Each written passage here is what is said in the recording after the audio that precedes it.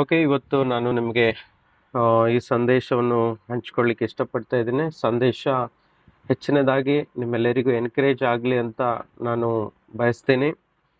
ನೋಡಿ, ನಮ್ಮೆಲ್ಲರ ಜೀವಿತದಲ್ಲಿ ಒಂದಲ್ಲ ಒಂದು ರೀತಿಯ ಆ, ತೊಂದರೆಗಳು, ಪರಿಸ್ಥಿತಿಗಳು ಅಥವಾ ಹೇಳಲಿಕ್ಕೆ ಆಗದಂಥ ಒಂದು ಸಿಚುವೇಶನ್ಸ್ಗಳು ಇರಬಹುದು ಅಲ್ವಾ. ಕೆಲವ್ರು ಹೇಳ್ಕೊಳ್ತಾರೆ, ಕೆಲವ್ರು ಹೇಳ್ಕೊಳ್ಳಲ್ಲ. ಯಾಕೆಂದ್ರೆ ಅವರಿಗೆ ಮಾತ್ರ ಗೊತ್ತುಂಟು ಆ ನೋವು ಏನು ಅಂತ, ಆ ಕಷ್ಟ ಏನು ಅಂತ. ಸೊ ಹಾಗಾಗಿ ನಾವು ಇದನ್ನು ಮನಸ್ಸಲ್ಲಿ ಇಟ್ಟುಕೊಂಡು ಈ ಸಮಯದಲ್ಲಿ ನನ್ನ ಹೃದಯದಲ್ಲಿ ಬಂದಂಥ ಪ್ರೇರಣೆಗೆ ಅನುಗುಣವಾಗಿ ನಾನು ಈ ವಾಕ್ಯದ ಸಂದೇಶವನ್ನು ನಿಮ್ಮ ಮಧ್ಯದಲ್ಲಿ ಹಂಚಲಿಕ್ಕೆ ಇಷ್ಟಪಡ್ತೀನಿ. ನಾನು ನಂಬ್ತೀನಿ, ಖಂಡಿತವಾಗಿ ವಾಕ್ಯ ನಿಮ್ಮನ್ನು ಬಲಪಡಿಸ್ತದೆ, ದೃಢಪಡಿಸ್ತದೆ. ಈ ಎಲ್ಲ ಶೋಧನೆಗಳಿಂದ, ಎಲ್ಲ ಡಿಫಿಕಲ್ಟೀಸ್ ಇಂದ ಹೊರಗೆ ಬರಲಿಕ್ಕೆ ಸಹಾಯ ಮಾಡ್ತದೆ. ಈ ವಾಕ್ಯ ಎಲ್ಲ ಇಟ್ಟಿರುವುದೇ ನಮ್ಮನ್ನು ಸಹಾಯ ಮಾಡ್ಲಿಕ್ಕೋಸ್ಕರ. ಬೈಬಲಲ್ಲಿ ದೇವರ ವಾಕ್ಯದಲ್ಲಿ ಕೊಟ್ಟಿರುವಂತ ಎಲ್ಲ ಸಂದೇಶಗಳು ನಮ್ಮ ಮನುಷ್ಯರಿಗೋಸ್ಕರ ಆಗಿದೆ ಮತ್ತು ಆತನ ಮಹಿಮೆಗೋಸ್ಕರ ಆಗಿದೆ. ಹೌದಾ? ಇದು ದೇವರಿಗೋಸ್ಕರನು ಮತ್ತು ದೇವರಾದ್ಕೊಂಡಂತ ನಮ್ಮ ಮನುಷ್ಯರಿಗೋಸ್ಕರ ಆಗಿದೆ. ಹಾಗಾಗಿ ಈ ಎರಡು ಭಾಗವು ಇಂಪಾರ್ಟೆಂಟ್ ಆಗಿದೆ. ಎಷ್ಟು ಕರ್ತನಿಗೆ ಮಹಿಮೆ ಬೇಕೋ ಅಷ್ಟೇ ಕರ್ತನ ಆಸೆ ಪಡುವುದು ತನ್ನ ಮಕ್ಕಳಿಗೂ ಸಹ, ತನ್ನನ್ನು ನಂಬುವಂತ ಜನರಿಗೂ ಸಹ ಮಹಿಮೆ ಉಂಟಾಗ್ಬೇಕು, ಅವರ ಜೀವಿತದಲ್ಲಿ ಒಳಿತಾಗ್ಬೇಕು ಎನ್ನುವುದೇ ಆತನ ಆಸೆ ಆಗಿದೆ. ಆಮೇಲೆ ಓಕೆ, ಆಕ್ಚುಲಿ ನಾಯ್ಸ್ ಸ್ವಲ್ಪ ಸ್ಟ್ರಗಲ್ ಆಗ್ತಾ ಇದೆ. ಎಲ್ಲರದ್ದು ಮ್ಯೂಟ್ ಆಗಿದೆ, ಓನ್ಲಿ ಪ್ರೇಮಾ ಸಿಸ್ಟರ್ ಅವ್ರ ಕಡೆಯಿಂದ ಸ್ವಲ್ಪ ನಾಯ್ಸ್. ಸಿಸ್ಟರ್ ಕೀಪ್ ಟ್ರೈ ಮಾಡ್ತಾ ಇರಿ, ಆಯ್ತಾ? ಪ್ರೇಮಾ ಸಿಸ್ಟರ್ ಅವರು ಟ್ರೈ ಮಾಡ್ತಾ ಇರಿ. ಬಾಕಿ ಎಲ್ಲರದ್ದು ಕರೆಕ್ಟ್ ಆಗಿದೆ almost. Thank you Jesus. Prema sister ಅವ್ರು ಟ್ರೈ ಮಾಡ್ತೀರಾ? ನಾಯ್ಸ್ ಡಿಸ್ಟರ್ಬ್ ಆಗ್ತಾ ಇದೆ.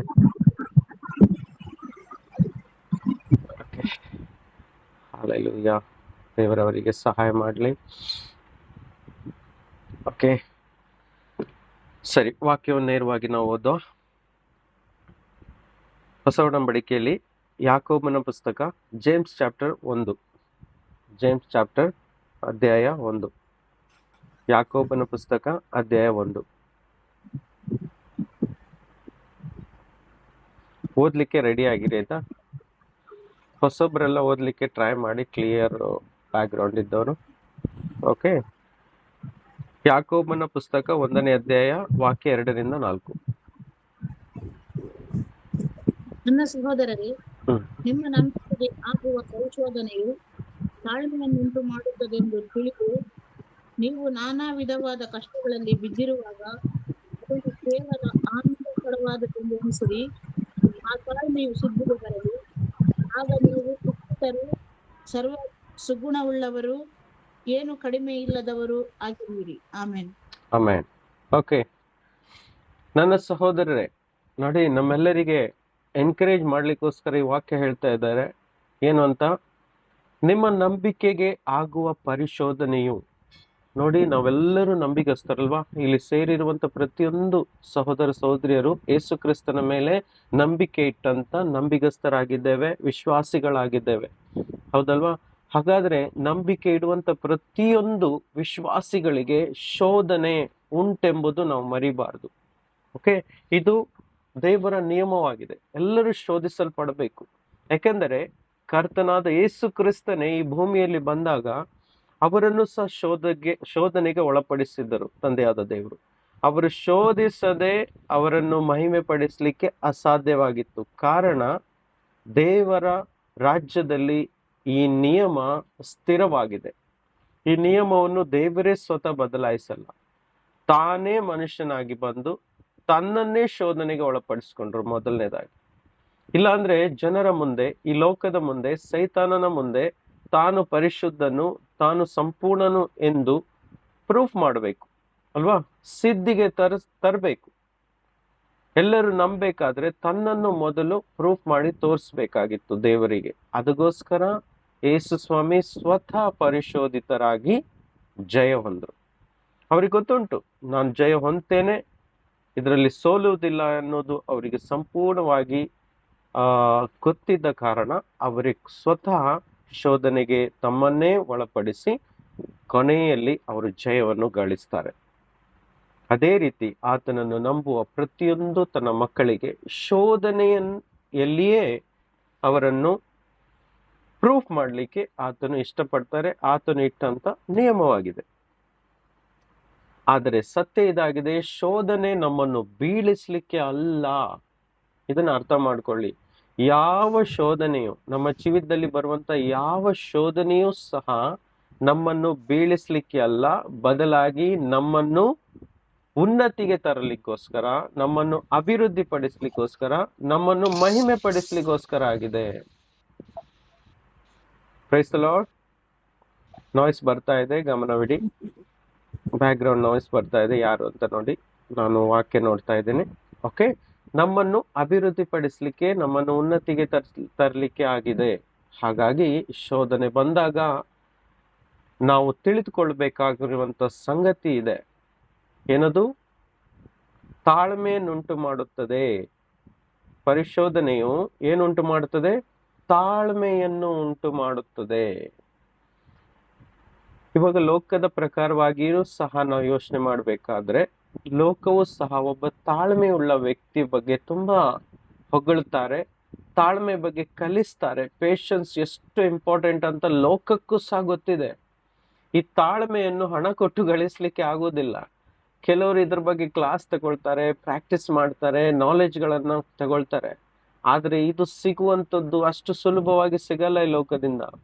ಯಾಕಂದ್ರೆ ಮಾನವನ ಶರೀರದಲ್ಲಿ, ಆತನ ಸ್ವಭಾವದಲ್ಲಿ, ಆತನ ಆಲೋಚನೆಯಲ್ಲಿ ಇರುವಂತ ಅನೇಕ ಸಂಗತಿಗಳಿಂದ ಆ ವ್ಯಕ್ತಿಯು ಏನಾಗ್ತಾನೆ, ಕಷ್ಟಗಳನ್ನು ನೋಡುವಾಗ, ಪರಿಸ್ಥಿತಿಗಳನ್ನು ನೋಡುವಾಗ, ಭಯಂಕರ ಸಂಗತಿಗಳನ್ನು ನೋಡಿ ಅನುಭವಿಸುವಾಗ ಆ ವ್ಯಕ್ತಿಯು ಅದಕ್ಕೆ ರಿಯಾಕ್ಟ್ ಆಗ್ತಾನೆ. ಯಾಕಂದ್ರೆ ಆತನಲ್ಲಿ ಶಕ್ತಿ ಇಲ್ಲ. ಆತನ ಜೀವಿತದಲ್ಲಿ ಬರುವಂತ ಸಂಕಷ್ಟಗಳನ್ನು ಎದುರಿಸಲಿಕ್ಕೆ ಆತನಿಗೆ ಶಕ್ತಿ ಇರಲ್ಲ.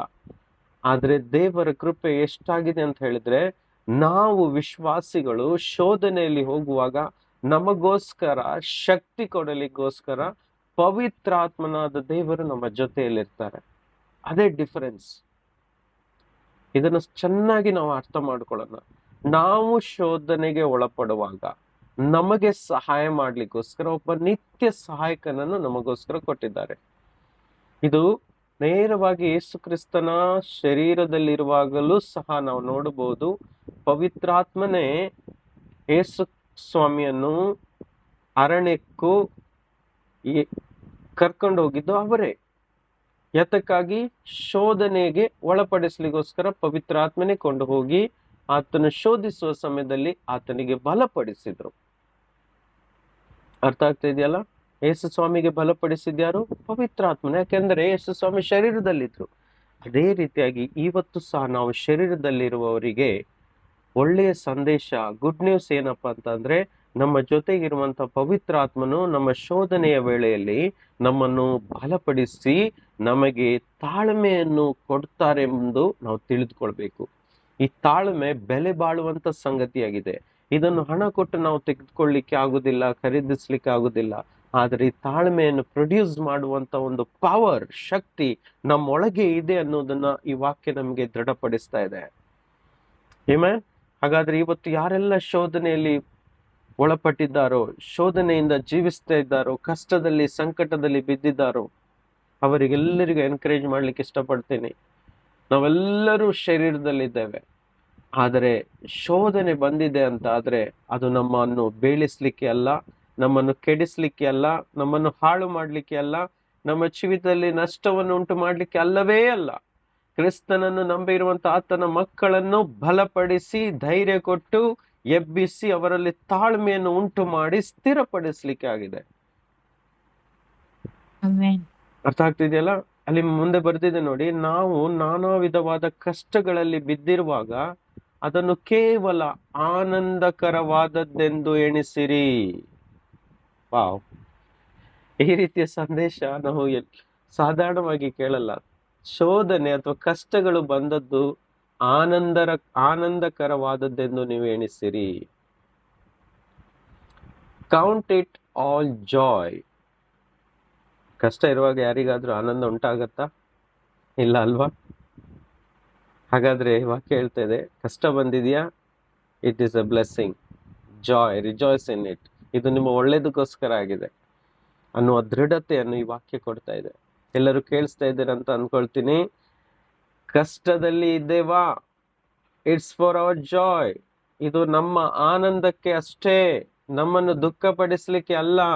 ಕೊರತೆಗಳು ಉಂಟಾಗಿದೆಯಾ, ಯಾವುದಾದ್ರೂ ಒಂದು ಗಂಭೀರವಾದ ಪರಿಸ್ಥಿತಿಗಳಲ್ಲಿ ನಾವು ಸಿಲುಕಿದ್ದೇವಾ, ವಾಕ್ಯ ಹೇಳ್ತಾ ಇದೆ ಇದು ನಿಮ್ಮ ಆನಂದಕ್ಕೆಗೋಸ್ಕರವಾಗಿದೆ, ನಿಮ್ಮ ಆನಂದವನ್ನು ಹುಟ್ಟಿಸ್ಲಿಕ್ಕೋಸ್ಕರವಾಗಿದೆ. ಅಂದರೆ ಆ ಕಷ್ಟದ ಹಿಂದುಗಡೆ, ಅದರ ಬೆನ್ನಲ್ಲಿಯೇ ಒಂದು ಜಾಯ್, ಒಂದು ಆನಂದ ನಿಮ್ಮನ್ನು ಫಾಲೋ ಮಾಡ್ತಾ ಇದೆ. ಅಲ್ಲಿ ತನಕ ಆ ಶೋಧನೆಯು ಕಂಪ್ಲೀಟ್ ಆಗ್ಲಿಕ್ಕೆ ಬಿಡ್ಬೇಕು, ಅದು ಪ್ರೊಸೆಸ್ ಆಗ್ಲಿಕ್ಕೆ ಬಿಡ್ಬೇಕು. ಅದು ಪ್ರೊಸೆಸ್ ಆದ ಕೂಡಲೇನೆ ಎಷ್ಟು ದೊಡ್ಡ ಆನಂದ ಅದರ ಹಿಂದುಗಡೆ ಇದೆ ಅಂತ ಹೇಳಿದ್ರೆ, ನಾವು ಅನುಭವಿಸಿರುವಂತ ಈ ಎಲ್ಲಾ ಕಷ್ಟಗಳು ಗಳಿಗೆಯಲ್ಲಿ ತೀರಿ ಹೋಗಿ ಆನಂದವು ಉಂಟಾಗುತ್ತದೆ. ಆಮೇಲೆ ಒಂದು ಗರ್ಭಿಣಿ ಹೆಂಗಸು 9 ತಿಂಗಳು ಕಷ್ಟಪಡ್ತಾಳೆ, ತುಂಬಾ ನೋವನ್ನು ಅನುಭವಿಸ್ತಾಳೆ, ಹೌದಾ? ಎಷ್ಟೋ ಕಷ್ಟ, ನೋವು, ನಿದ್ದೆ ಇರಲ್ಲ, ಊಟ ಸರಿಯಾಗಿ ಸೇರಲ್ಲ, ಭಾರ ಹೊತ್ಕೊಂಡು ನಡಿಬೇಕು, ಕೆಲಸ ಮಾಡ್ಬೇಕು, ಆಯಾಸ, ಮಾನಸಿಕವಾಗಿ ತೊಂದರೆಗಳು, ಹೌದಾ? ಅನೇಕ ಚಿಂತನೆಗಳಿಂದ, ಪರಿಸ್ಥಿತಿಗಳಿಂದ ಹೋಗ್ತಾ ಇರ್ತಾಳೆ. ಆದ್ರೆ 9 ತಿಂಗಳು ಫಿನಿಶ್ ಆದ ಕೂಡಲೇ ಒಂದು ಕಡೆ ಜಾಯ್ ಆಗ್ತಾ ಇರತ್ತೆ, ನಾನು ಮಗುವನ್ನು ನನ್ನ ಕೈಯಲ್ಲಿ ಎತ್ಕೊಳ್ತೀನಿ ಅಂತ. ಅದೇ ಲಾಸ್ಟ್ ಮೂಮೆಂಟ್ ಅಲ್ಲಿ ಮಗುವನ್ನು ಹೆರುವಾಗ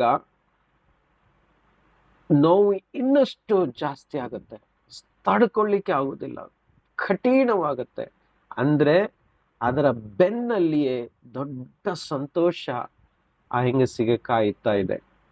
ಆತಳಿಗೆ ಗೊತ್ತುಂಟು ದೊಡ್ಡ ಸಂತೋಷ ನನಗೋಸ್ಕರ ಇದೆ ಅಂತ. ಹೆರಿಗೆ ಆದ ಕೂಡಲೇ ಸ್ವಲ್ಪ ಸಮಯದಲ್ಲಿಯೇ, 1 ದಿನ 2 ದಿನದೊಳಗೆ ಆ ನೋವೆಲ್ಲ ಹೋಗಿ ಕೈಯಲ್ಲಿ ಮಗುವನ್ನು ಎತ್ಕೊಂಡು ಆನಂದ ಪಡುತ್ತಿರುವಾಗ ಆತಳು ಹೊತ್ತಂತ 9 ತಿಂಗಳಿನ ನೋವನ್ನು ಆ ಒಂದು ಗಳಿಗೆಯಲ್ಲಿ, ಒಂದೇ ದಿನದಲ್ಲಿ ಮರೆತು ಅವಳು ಹ್ಯಾಪಿಯಾಗಿರ್ತಾಳೆ. ಆತಳು ಮಾತ್ರ ಅಲ್ಲ, ಆತಳ ಜೊತೆಗಿರುವ ಕುಟುಂಬದ ಎಲ್ಲ ಸದಸ್ಯರಿಗೂ ಸಹ ಆ ಸಂತೋಷವನ್ನು ಕೊಡ್ಲಿಕ್ಕೆ ಸಾಧ್ಯವಾಗುತ್ತೆ ಆತಳಿಗೆ. ಅದೇ ತರ ಯೇಸು ಹೇಳಿದ ಉದಾಹರಣೆಯೇ ಆಗಿದೆ ಇದು. ನನ್ನ ಉದಾಹರಣೆ ಅಲ್ಲ, ಯೇಸುನೇ ಹೇಳಿದಂತ ಉದಾಹರಣೆ. ಅದೇ ರೀತಿ ಯೇಸು ಹೇಳ್ತಾ ಇದ್ದಾರೆ, ಇವತ್ತು ನೀವು ಆ ಹೆಂಗಸಿನ ತರ ನೋವನ್ನು ಅನುಭವಿಸ್ಕೊಂಡು, ಕಷ್ಟಗಳನ್ನು ತಲೆಯಲ್ಲಿ ಇಟ್ಕೊಂಡು, ಭುಜದ ಮೇಲೆ ಹೊತ್ಕೊಂಡು ಹೋಗ್ತಾ ಇದ್ದೀರಾ, ಇಟ್ಸ್ ಫಾರ್ ಯುವರ್ ಜಾಯ್. ಇದು ನಿಮ್ಮ ಆನಂದಕ್ಕೋಸ್ಕರ ಆಗಿದೆ. ಇದನ್ನು ನೆಗೆಟಿವ್ ಆಗಿ ತೆಗೆದುಕೊಳ್ಬೇಡಿ. This is how kingdom law works. ಈ ರೀತಿಯಾಗಿ ದೇವರ ರಾಜ್ಯವು ಕೆಲಸ ಮಾಡ್ತದೆ. ಆಮೇಲೆ ಸ್ವಲ್ಪ ಹೊತ್ತು ತಾಳ್ಮೆಯಿಂದ ಇರುವುದು ನಮ್ಮ ಒಳಿತಿಗೆ ವಿನಃ ನಮ್ಮ ಕೇಡಿಗೋಸ್ಕರ ಅಲ್ಲ ಅನ್ನೋದು ಸತ್ಯ, ಹೌದಾ? ಕೇಳ್ತಾ ಇರುವಾಗ್ಲೇ ನೀವು ಹಿಂದಿಂದ ಆಮೇನ್ ಹೇಳ್ತಾ ಇರಿ, ಮ್ಯೂಟ್ ತೆಗಿಬೇಕಂತ ಇಲ್ಲ, ಆಮೇನ್ ಹೇಳ್ತಾ ಇರಿ. It's confirmation. ನೀವು ಆಮೇನ್ ಹೇಳುವಾಗ ಈ ಕೇಳಿದ ವಾಕ್ಯಕ್ಕೆ ನೀವು ನಂಬಿಕೆಯನ್ನು ವ್ಯಕ್ತಪಡಿಸ್ತಿದ್ದೀರಿ ಅಂತ ಅರ್ಥ. ಈ ರೀತಿಯಾಗಿ ವ್ಯಕ್ತಪಡಿಸುವಾಗ ಕರ್ತನ ಮಹಿಮೆ ಹೊಂತಾರೆ. ಎಸ್, ನೋಡಿ, ನನ್ನ ಮಗಳು, ನನ್ನ ಮಗ ನಂಬಿಕೆಯನ್ನು ವ್ಯಕ್ತಪಡಿಸ್ತಾ ಇದ್ದಾರೆ, ಸಂತೋಷಗೊಳ್ತಾರೆ. This is how we can please our God. ನಮ್ಮ ದೇವರನ್ನು ಈ ರೀತಿಯಾಗಿ ಮೆಚ್ಚುಗೆಗೊಳಿಸ್ಲಿಕ್ಕೆ ನಾವು ಸಾಧ್ಯ. ಮೆಚ್ಚುಗೆಗೊಳಿಸ್ಲಿಕ್ಕೆ ಇಂಥ ಒಂದು ಅವಸರ ನಮಗೆ ಸಿಕ್ಕಿದ್ದು ಎಷ್ಟೊಂದು ಆಶೀರ್ವಾದ ಅಲ್ವಾ? ಹಾಗಾದ್ರೆ ಕಷ್ಟದಲ್ಲಿ ನಾವು ಇವತ್ತು ಹೇಳೋಣ, I will rejoice in it. ಆನಂದಗೊಳ್ಳುತ್ತೇನೆ ನಾನು, ಯಾಕೆಂದ್ರೆ ಇದು ನನ್ನನ್ನು ಆಶೀರ್ವದಿಸ್ಲಿಕ್ಕೋಸ್ಕರ ಬಂದಿದೆ, ನನ್ನ ಜೀವಿತದಲ್ಲಿ ತಾಳ್ಮೆಯನ್ನು ಹುಟ್ಟಿಸ್ಲಿಕ್ಕೆ ಬಂದಿದೆ. ಇದು ನಾನು ತಿಳಿದುಕೊಂಡಿದ್ದೇನೆ ಈ ಸಮಯದಲ್ಲಿ. ಆ ತಾಳ್ಮೆಯು ಸಿದ್ಧಿಗೆ ಬಂದ ಮೇಲೆ ಆಗ ನೀವು ಶಿಕ್ಷಿತರು, ಸರ್ವ ಸುಗುಣವುಳ್ಳವರು, ಏನು ಕೊರತೆ ಇಲ್ಲದವರು ಆಗುವಿರಿ. It's a blessing. ಸಿ, ಏನ್ ಹೇಳ್ತಾ ಇದೆ ವಾಕ್ಯ? ಈ ತಾಳ್ಮೆ ಸಿದ್ಧಿಗೆ ಬಂದ ಮೇಲೆ ಆ, ದೇವರ ದೃಷ್ಟಿಯಲ್ಲಿ ಅದನ್ನ ನೋಡುವಾಗ ಈ ವ್ಯಕ್ತಿ, ಈ ನನ್ನ ಮಗ, ಈ ನನ್ನ ಮಗಳು ಇವಾಗ ಸಿದ್ಧಿಗೆ ಬಂದಿದ್ದಾರೆ. ಆಮೇಲೆ ಇವಾಗ ಒಂದು ಪರ್ಫೆಕ್ಷನ್ಗೆ ಬಂದಿದ್ದಾರೆ, ಒಂದು ಕಂಪ್ಲೀಟ್ನೆಸ್ಸಿಗೆ ಬಂದಿದ್ದಾರೆ. ಹೌದಾ? ಒಂದು ಮೆಚೋರಿಟಿಯಲ್ಲಿ ಬಂದಿದ್ದಾರೆ. ಹಾಗಾದ್ರೆ ಇವಾಗ ಈತನ ಜೀವಿತದಲ್ಲಿ, ಈ ವ್ಯಕ್ತಿಯ ಜೀವಿತದಲ್ಲಿ ನಾನು ಯಾವ ಕೊರತೆ ಇಲ್ಲದನ್ನು ಮಾಡುವೆನು, ಅಂದ್ರೆ ಎಲ್ಲ ಕೊರತೆಯನ್ನು ನೀಗಿಸುವೆನು. ವಾಕ್ಯ ಹೇಳ್ತಾ ಇದೆ, ತಾಳ್ಮೆಯ ಸಿದ್ಧಿಗೆ ಬರಲಿ, ಆಗ ನೀವು ಶಿಕ್ಷಿತರು, ಸರ್ವ ಸುಗುಣವುಳ್ಳವರು, ಏನು ಕಡಿಮೆ ಇಲ್ಲದವರು ಆಗುವಿರಿ. C the blessings. ಯಾವಾಗ ನಮ್ಮ ಕೊರತೆ ನೀಗುತ್ತದೆ ಹೇಳಿ? ನಮ್ಮೊಳಗಿರುವಂತ ಆ ತಾಳ್ಮೆ, ನಮ್ಮೊಳಗೆ ಆ ತಾಳ್ಮೆ ಉಂಟಾದಾಗ, ಅದು ಸಿದ್ಧಿಗೆ ಬಂದಾಗ, ನಾವು ಮೆಚೋರ್ಡ್ ಆದಾಗ, ನಾವು ಕಂಪ್ಲೀಟ್ನೆಸ್ಸಿಗೆ ಬಂದಾಗ, ನಾವು ಪರಿಪೂರ್ಣರಾದಾಗ ನಮ್ಮಲ್ಲಿ ಯಾವ ಕೊರತೆಯೂ ಇರುವುದಿಲ್ಲ. ಆಟೋಮೆಟಿಕ್ ಆಗಿ ದೇವರು ಇದನ್ನೆಲ್ಲ ತೆಗೆದು ಬಿಡ್ತಾರೆ, ಯಾವ ಕೊರತೆಯೂ ಇರುವುದಿಲ್ಲ. ಸೊ ಇವತ್ತು ಏನಾದ್ರೂ ಒಂದು ಸ್ಟ್ರಗಲ್ಸ್ ನಮ್ಮ ಜೀವಿತದಲ್ಲಿ, ನಮ್ಮ ಲೈಫಲ್ಲಿ ಇದೆ ಅಂತ ಹೇಳಿದ್ರೆ, ನಮ್ಮ ಜೀವಿತದ ಒಂದು ಏರಿಯಾವನ್ನು ಆಶೀರ್ವದಿಸ್ಲಿಕ್ಕೋಸ್ಕರ, ಅಂದ್ರೆ ಕರೆಕ್ಟ್ ಮಾಡಿ, ಪರ್ಫೆಕ್ಟ್ ಮಾಡಿ ನಮ್ಮನ್ನು, ನಮಗೆ ಆಮೇಲೆ ನಿತ್ಯ ಆಶೀರ್ವಾದದಲ್ಲಿ ನಡೆಸ್ಲಿಕ್ಕೋಸ್ಕರನೇ ಎಲ್ಲಾ ರೀತಿಯ ಕಷ್ಟಗಳು, ಸಂಕಷ್ಟಗಳು ಬರ್ಲಿಕ್ಕೆ ಒಂದು ಕಾರಣವಾಗಿದೆ. ಅರ್ಥ ಆಗ್ತಿದೆಯಾ ಕಾರಣಗಳು ಯಾಕೆ ಅಂತ? ಇದು ಕರ್ತನ ರಾಜ್ಯದ ನಿಯಮವಾಗಿದೆ. ಆಮೇಲೆ ಎಲ್ಲ ವ್ಯಕ್ತಿಗಳು ಕಷ್ಟ ಸಂಕಟದಲ್ಲಿ ಶೋಧನೆಗೆ ಒಳಪಟ್ಟು ಅದರಲ್ಲಿ ಜಯ ಹೊಂದಿ ಆಮೇಲೆ ಆಶೀರ್ವಾದದ ಜೀವಿತದಲ್ಲಿ ಜೀವಿಸಬೇಕೆಂಬುದು ಕರ್ತನ ಚಿತ್ತವಾಗಿದೆ. ಆಮೇಲೆ ನಾನು ನಿಮಗೆ ಕೆಲವೊಂದು ವಾಕ್ಯಗಳನ್ನು ತೋರಿಸ್ತಾ ಈ ವಿಷಯಗಳನ್ನು ಅರ್ಥ ಮಾಡಿಸ್ಲಿಕ್ಕೆ ಪ್ರಯತ್ನ ಪಡ್ತಾ ಇದ್ದೀನಿ. ದೇವರು ನಮ್ಮೆಲ್ಲರಿಗೂ ಸಹಾಯ ಮಾಡುವರಾಗ್ಲಿ ಈ ಸಮಯದಲ್ಲಿ. ಆಮೆನ್. ನೋಡಿ, ನಮ್ಮ ಕಷ್ಟಗಳು ನಾನಾ ವಿಧವಾಗಿದೆ. ಒಂದಲ್ಲ, ಎರಡಲ್ಲ, ಮೂರಲ್ಲ, ನಾಲ್ಕಲ್ಲ. ಎಕ್ಸ್ಪ್ಲೈನ್ ಮಾಡಕ್ ಹೋದ್ರೆ ಹೇಳ್ತಾ ಹೋಗ್ತೀವಿ, ಈ ಏರಿಯಾದಲ್ಲಿ ಇಂತಿಂತ ಕಷ್ಟಗಳಿದಾವೆ. ಇಲ್ಲಿಂದ ಹೊರಗೆ ಬರ್ಲಿಕ್ಕೆ ಎಲ್ಲ ಮಾರ್ಗಗಳು ಕರ್ತನು ತನ್ನ ವಾಕ್ಯದಲ್ಲಿ ತೆರೆದಿಟ್ಟಿದ್ದಾರೆ. ತೆರೆದಿಟ್ಟಿದ್ದಾರೆ. ನಮ್ಮ ಜೀವಿತದಲ್ಲಿರುವ ಆ ಸಂಕಷ್ಟವನ್ನು ನೆನೆಸಿ ಅದಕ್ಕೋಸ್ಕರ ದೇವರು ತನ್ನ ವಾಕ್ಯದ ಮುಖಾಂತರ ಯಾವ ಉತ್ತರ ಇಟ್ಟಿದ್ದಾನೆ ಅಂತ ತಿಳಿದುಕೊಂಡು ಆ ವಾಕ್ಯಗಳನ್ನು ಬರೆದಿಟ್ಟು ಆ ವಾಕ್ಯವನ್ನೇ ದಿನಾಲು ಹಗಲು ರಾತ್ರಿ ಧ್ಯಾನಿಸ್ಬೇಕು. ಪುನಃ ಹೇಳ್ತೇನೆ, ನಮ್ಮ ಜೀವಿತದಲ್ಲಿರುವಂತ ಕಷ್ಟಕ್ಕೆ ಅನುಗುಣವಾಗಿ ಕರ್ತನು ಕೊಟ್ಟಿರುವ ತನ್ನ ವಾಕ್ಯದ ಉತ್ತರವನ್ನು, ಅಂದ್ರೆ ತನ್ನ ವಾಕ್ಯದ ಮೂಲಕ ನಮಗೆ ಸೊಲ್ಯೂಷನ್ ಅನ್ನು ಕೊಟ್ಟಿದ್ದಾರೆ. ಆ ವಾಕ್ಯಗಳನ್ನು ಬರೆದಿಟ್ಟು ಆ ವಾಕ್ಯಗಳನ್ನು ನಮ್ಮ ಮುಂದೆ ಇಟ್ಟು ಅದನ್ನೇ ದಿನಾಲು ಓದ್ತಾ, ಮೆಡಿಟೇಟ್ ಮಾಡ್ತಾ, ಅದರಂತೆ ನಾವು ಪ್ರಾರ್ಥನೆ ಮಾಡ್ತಾ ಹೋದ ಹಾಗೆ ಆ ವಾಕ್ಯದ ಮೂಲಕ ನಮ್ಮ ಜೀವಿತದಲ್ಲಿರುವ ಸಂಕಷ್ಟಗಳನ್ನು ನೀಗಿಸಿ ಕರ್ತನು ನಮ್ಮನ್ನು ಆಶೀರ್ವಾದದತ್ತ ನಡೆಸ್ತಾರೆ. ನೋಡಿ, ಆಶೀರ್ವದಿಸುವುದು ಕರ್ತನ ಚಿತ್ತವಾಗಿದೆ, ಶಪಿಸುವುದು ಆತನ ಚಿತ್ತವಿಲ್ಲ. ಅರ್ಥ ಆಗ್ತಿದೆಯಲ್ಲ? ಯಾವುದೇ ಶೋಧನೆಯಲ್ಲಿ ಇವತ್ತು ಇದ್ದೀರಾ ಅಂತ ಹೇಳಿದ್ರೆ ಅದರ ಹಿಂದುಗಡೆ ಖಂಡಿತವಾಗಿ ಒಂದು ಒಳ್ಳೆತನ, ಒಂದು ಗುಡ್ ನ್ಯೂಸ್ ಇದೆ ಅಂತ ಅರ್ಥ. Please try to understand and believe. ಇದನ್ನು ನಂಬಿರಿ. ಆಮೆನ್. Praise the Lord. ಮತ್ತೆ ಹಲ್ಲೆಲೂಯಾ. ಇದನ್ನು ನಾವು ನಂಬಬೇಕು. Praise the lord.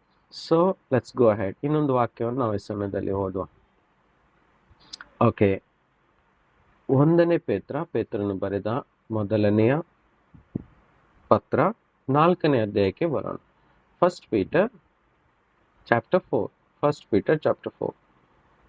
Thank you Jesus. ಎಲ್ಲರೂ ಮ್ಯೂಟ್ ಮಾಡಿದ್ದಾರೆ, ತುಂಬ ಸಂತೋಷ. ಕರ್ತನಿಗೆ ಸ್ತೋತ್ರ.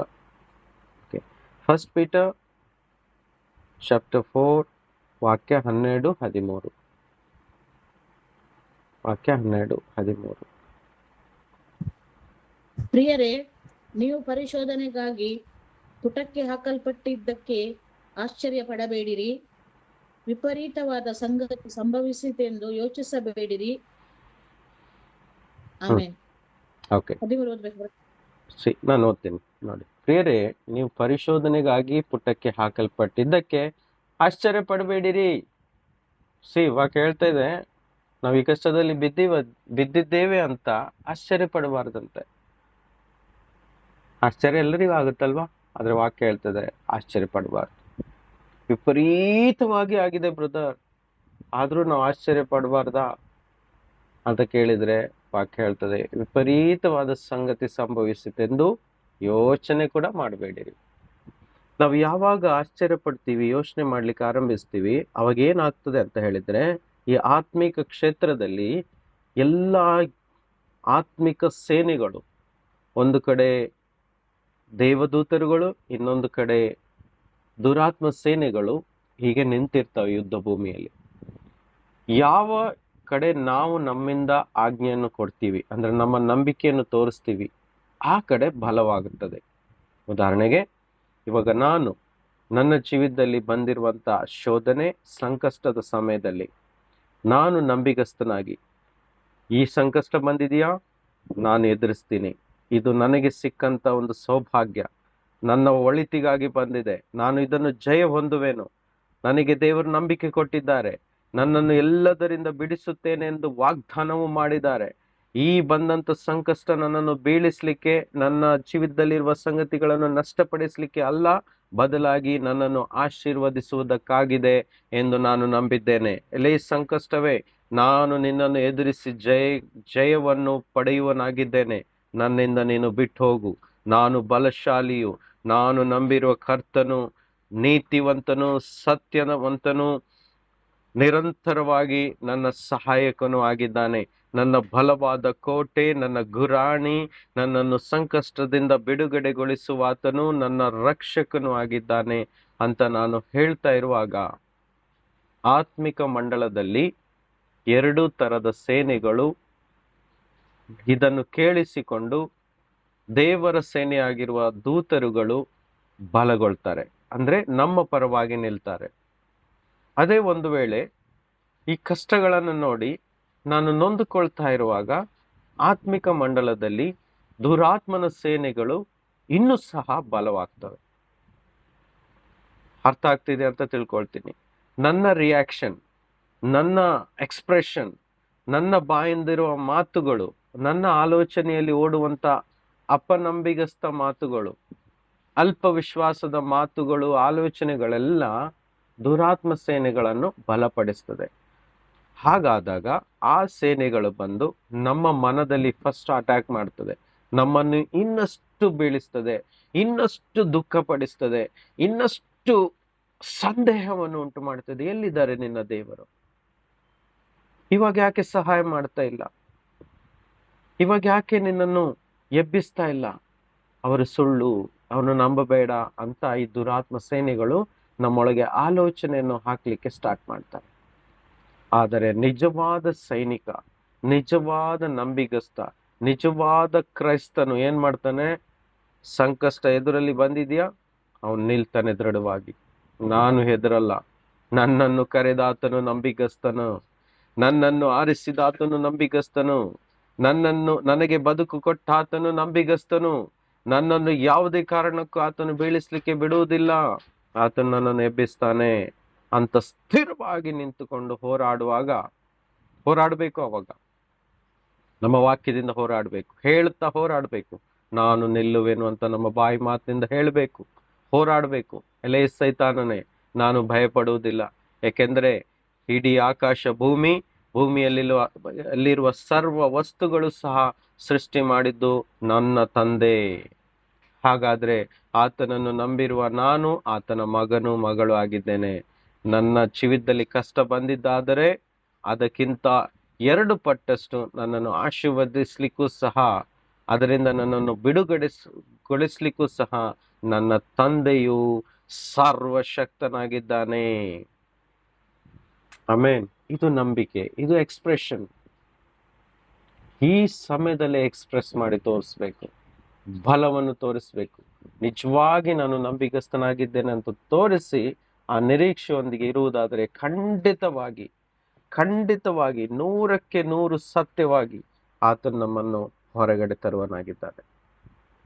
Price the Lord. ಮರುಗಬಾರದು, ಆ ಸಮಯದಲ್ಲಿ ಧೈರ್ಯ ಬಿಟ್ಟುಕೊಡ್ಬಾರ್ದು, ನಮ್ಮನ್ನೇ ಬೀಳಿಸ್ಕೊಳ್ಬಾರ್ದು, ದುಃಖ ಪಡ್ಲಿಕ್ಕೆ ಹೋಗ್ಬಾರ್ದು. ದುಃಖವನ್ನು ಬಿಟ್ಟು ಧೈರ್ಯದ ಭಾವನೆಗಳನ್ನು ನಾವು ಹೊರಗೆ ತೋರಿಸ್ತಾ ಇರುವಾಗ ದೇವರು ಸಂತೋಷಗೊಳ್ತಾರೆ.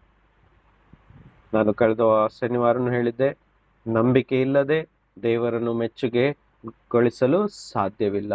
ಆತನು ಮೆಚ್ಚುಗೆ ಪಡಿಸ್ಬೇಕಂತ ಹೇಳಿದ್ರೆ, ಆತನಿಗೆ ಸಂತೋಷ ಪಡಿಸ್ಬೇಕು ಅಂತ ಹೇಳಿದ್ರೆ, ಇಂಥ ಕಷ್ಟದ ಸಮಯದಲ್ಲಿ ಬಲವಾಗಿ ನಿಲ್ಲುವಾಗ ನಾವು ಖಂಡಿತವಾಗಿಯೂ ಬೀಳುವುದಿಲ್ಲ. ನೋಡಿ, ಡ್ಯಾನಿಯಲಿಗೆ ಅವಸರವಿತ್ತು. ಆತನು ರಾಜನ ಮಾತು ಕೇಳಿದ್ದಿದ್ರೆ ಆತನಿಗೆ ಸಿಂಹದ ಗುಹೆಯಲ್ಲಿ ಹಾಕ್ತಾ ಇರಲಿಲ್ಲ ಅಲ್ವಾ? ಸಿಂಹದ ಗುಹೆಯಲ್ಲಿ ಆಗ್ತಾ ಇರಲಿಲ್ಲ. ಆತನು ರಾಜನ ಮಾತನ್ನು ನಿರಾಕರಿಸಿ ತಾನು ನಂಬಿದಂತ ತನ್ನ ದೇವರನ್ನು ನಿರಂತರವಾಗಿ ಬೆಳಿಗ್ಗೆಯಿಂದ ಸಂಜೆವರೆಗೆ ಪ್ರಾರ್ಥನೆಯನ್ನು ಮಾಡ್ತಾ ಇದ್ದ. ದಿನಕ್ಕೆ 3 ಹೊತ್ತು ಅನ್ಸುತ್ತೆ. ಯೆರೂಸಲೇಮಿನ ಕಡೆಗೆ ತಾನು ಇದ್ದಂತ ಮನೆಯ ಕಿಟಕಿಯನ್ನು ತೆರೆದು ಯೆರೂಸಲೇಮಿನ ಕಡೆಗೆ ನೋಡಿ ಆತನು ದಿನಾಲು ಪ್ರಾರ್ಥನೆ ಮಾಡ್ತಾ ಇದ್ದ. ತನ್ನ ನಂಬಿಕೆಯನ್ನು ತೋರಿಸ್ತಾ ಇದ್ದ. ಆತನಿಗೆ ಗೊತ್ತಿತ್ತು, ನನ್ನ ದೇವರು ಎಷ್ಟೇ ಸಂಕಷ್ಟ ಬಂದರೂ ನನ್ನ ಕೈ ಬಿಡಲಾರರು, ಬೀಳ್ಲಿಕ್ಕೆ ಬಿಡುವುದೇ ಇಲ್ಲ ಅಂತ ಆತನಿಗೆ ನಂಬಿಕೆ ಇದ್ದಗೋಸ್ಕರ ಆತ ನಿರಂತರವಾಗಿ ಕಷ್ಟದಲ್ಲಿಯೇ ಪ್ರಾರ್ಥನೆಯನ್ನು ಮಾಡ್ತಾ ಇರುವಾಗ ಆತನನ್ನು ಹಿಡಿದ್ರು. ಆತನಿಗೆ ಸ್ಯಾಂಕ್ಷನ್ ಮಾಡಿದ್ರು, ಈತನಿಗೆ ಶಿಕ್ಷೆ ಉಂಟಾಗಬೇಕು ಅಂತ. ಕೊನೆಗೂ ಸಹ ಆತನನ್ನು ಎತ್ಕೊಂಡು ಹೋಗಿ ನೇರವಾಗಿ ಸಿಂಹದ ಗುಹೆಯಲ್ಲಿ ಬಿಸಾಕಿ ಬಿಟ್ರು. ಬಿಸಾಕುವಾಗ ಮುಂಚೆ ಕೇಳಿರ್ಬೋದು, ಇವಾಗಲಾದ್ರೂ ನೀನು ಒಪ್ಕೊಳ್ತೀಯಾ ಅಂತ ಕೇಳಿದ್ರು. ಆತನು ಅದಕ್ಕೆ ನಿರಾಕರಿಸ್ತಾನೆ. ಆತನನ್ನು ಎತ್ತಿ ಸಿಂಹದ ಬಾಯಲ್ಲಿ, ಸಿಂಹದ ಗವಿಯಲ್ಲಿ ಹಾಕ್ಬಿಡ್ತಾರೆ. ಅಲ್ಲಿ 1 ಅಲ್ಲ 2 ಅಲ್ಲ 3 ಅಲ್ಲ, 100 ಸಿಂಹಗಳಿದ್ದವು. ಈ ಪಿಕ್ಚರ್ ಅಲ್ಲಿ ನೋಡೋ ರೀತಿ ಅಲ್ಲ, ಅಲ್ಲಿ ಅನೇಕ ಸಿಂಹಗಳಿದ್ದವು. ಆ ಸಿಂಹದ ಮಧ್ಯದಲ್ಲಿ ಬಿಸಾಕ್ತಾರೆ. ಆದರೆ ನಂಬಿಕಸ್ಥನಾದ ಆ ಡ್ಯಾನಿಯಲ್ನ ನಂಬಿಕೆ ಏನಾಗ್ತದೆ, ಅಲ್ಲಿ ಪ್ರಕಟವಾಗ್ತದೆ, ಅಲ್ಲಿ ಪರ್ಫೆಕ್ಟ್ ಆಗ್ತದೆ. ಆ ನಂಬಿಕೆಯಲ್ಲಿ ಮೆಚುರಿಟಿಯನ್ನು ಹೊಂದ್ಕೊಳ್ತದೆ, ಆ ನಂಬಿಕೆಯಲ್ಲಿ ಸಂಪೂರ್ಣವಾಗ್ತದೆ. ಆವಾಗ ದೇವರ ಶಕ್ತಿ, ಪ್ರಸನ್ನತೆ ಅಲ್ಲಿ ಬಂದು ಎಲ್ಲ ಸಿಂಹದ ಬಾಯಿಗಳನ್ನು ಮುಚ್ಚುತ್ತದೆ. ಒಂದೇ ಒಂದು ಸಿಂಹವು ಸಹ ಬಾಯನ್ನು ತೆರೆದು ಡ್ಯಾನಿಯಲನ ಶರೀರದ ಹತ್ತಿರವರೆಗೂ ಸಹ ಬರುವುದಿಲ್ಲ. ಅದೇ ನಿಜವಾದ ಒಬ್ಬ ನಂಬಿಗಸ್ತನಾದ ಅಥವಾ ನಂಬಿಕೆಯಲ್ಲಿ ವೀರನಾದ ಕ್ರಿಸ್ತನ ಮಗನು ಅಥವಾ ಮಗಳ ನಿಜವಾದ ಸ್ವರೂಪವಾಗಿದೆ. ಹಾಗಾದ್ರೆ ಸಿಂಹದ ಗವಿಯಲ್ಲಿ ಅಷ್ಟು ಬೀಳುವಷ್ಟು ಭಯ ನಮ್ಮ ಜೀವಿತದಲ್ಲಿ ಉಂಟಾಗಿಲ್ಲ ಅಲ್ವಾ? ಮುಂದುಗಡೆ ಬಾಗಿಲುಗಳು ಅನೇಕ ತೆರೆದಿಟ್ಟಿದ್ದಾರೆ ದೇವರು. ಸ್ವಲ್ಪ ಸಮಯವನ್ನು ಕೊಟ್ಟು ದೃಢವಾಗಿ ನಿಂತು ಸ್ವಲ್ಪ ಹೆಜ್ಜೆಗಳನ್ನು ಒಂದೊಂದಾಗಿ ಮುಂದೆ ಇಡುವಾಗ ದೇವರು ಒಂದೊಂದೇ ಸ್ಟೆಪ್ಪಲ್ಲಿ ಒಂದೊಂದೇ ಅದ್ಭುತಗಳನ್ನು ಮಾಡುತ್ತಾ ನಮ್ಮನ್ನು ಕೊನೆಗೆ ಏನ್ ಮಾಡ್ತಾರೆ, ಆಶೀರ್ವಾದದ ಹತ್ರ ಕೊಂಡೋಗ್ತಾರೆ.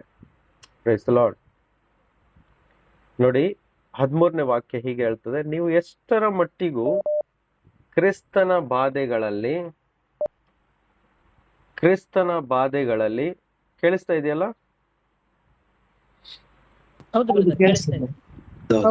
ಎಷ್ಟರ ಮಟ್ಟಿಗೂ ಕ್ರಿಸ್ತನ ಬಾಧೆಗಳಲ್ಲಿ ಪಾಲುಗಾರರಾಗಿದ್ದೀರೋ ಅಷ್ಟರ ಮಟ್ಟಿಗೆ ಸಂತೋಷವುಳ್ಳವರಾಗ್ತೀರಿ. ನೋಡಿ, ನೀವು ಎಷ್ಟು ಕ್ರಿಸ್ತನ ಬಾಧೆಗಳಲ್ಲಿ ಪಾಲುಗಾರರಾಗ್ತಿರೋ, ಅಂದ್ರೆ ಹೇಗೆ ಕ್ರಿಸ್ತನು ಸಹಿಸಿಕೊಂಡ್ನೋ, ಎಷ್ಟು ಅವರು ಸಹಿಸಿಕೊಂಡ್ರು ತನ್ನ ಕಷ್ಟದಲ್ಲಿ, ತನ್ನ ಬಾಧೆಗಳಲ್ಲಿ, ಹಾಗಾದ್ರೆ ನಾವು ಸಹ ಅಷ್ಟರ ಮಟ್ಟಿಗೆ ಸಹಿಸಿಕೊಳ್ಳುವುದಾದ್ರೆ ಖಂಡಿತವಾಗಿ ನಾವು ಸಂತೋಷವುಳ್ಳವರಾಗ್ತೀವಿ. Price the lord. ನಿಮ್ಗೆ ಯಾವ ರೀತಿ ಅರ್ಥ ಮಾಡ್ಕೊಳ್ಳೋದು ನೋಡಿ. ನಮ್ಮ ಜೀವಿತದಲ್ಲಿ ಒಂದು ವೇಳೆ ಹೆಚ್ಚಿನ ಸಂಕಷ್ಟ ಬಂದಿದ್ಯಾ, ಗಂಭೀರವಾಗಿದೆಯಾ, ಹಾಗಾದ್ರೆ ತಿಳಿದುಕೊಳ್ಳೋಣ, ಗಂಭೀರವಾದ ಅಂದ್ರೆ ಅಷ್ಟೇ ಮಟ್ಟದಲ್ಲಿ ಇರುವಂತ ಸಂತೋಷವು ಸಹ ಅದರ ಹಿಂದೆ ಬರ್ತಾ ಇದೆ ಅಂತ ಅರ್ಥ. ಕ್ರಿಸ್ತನಲ್ಲಿ ಪಡುವ ಬಾಧೆಯು ನಮಗೆ ಲಾಭದಾಯಕವಷ್ಟೇ. ಅರ್ಥ ಆಯ್ತು ಅಂತ ತಿಳ್ಕೊಳ್ತೀನಿ. ಕ್ರಿಸ್ತನಲ್ಲಿ ಬರುವಂತ ಎಲ್ಲ ಸಂಕಷ್ಟಗಳು ನಮಗೆ ಅದು ಪ್ರಾಫಿಟ್ ಆಗಿದೆ. It's a blessing. ಆಮೆನ್.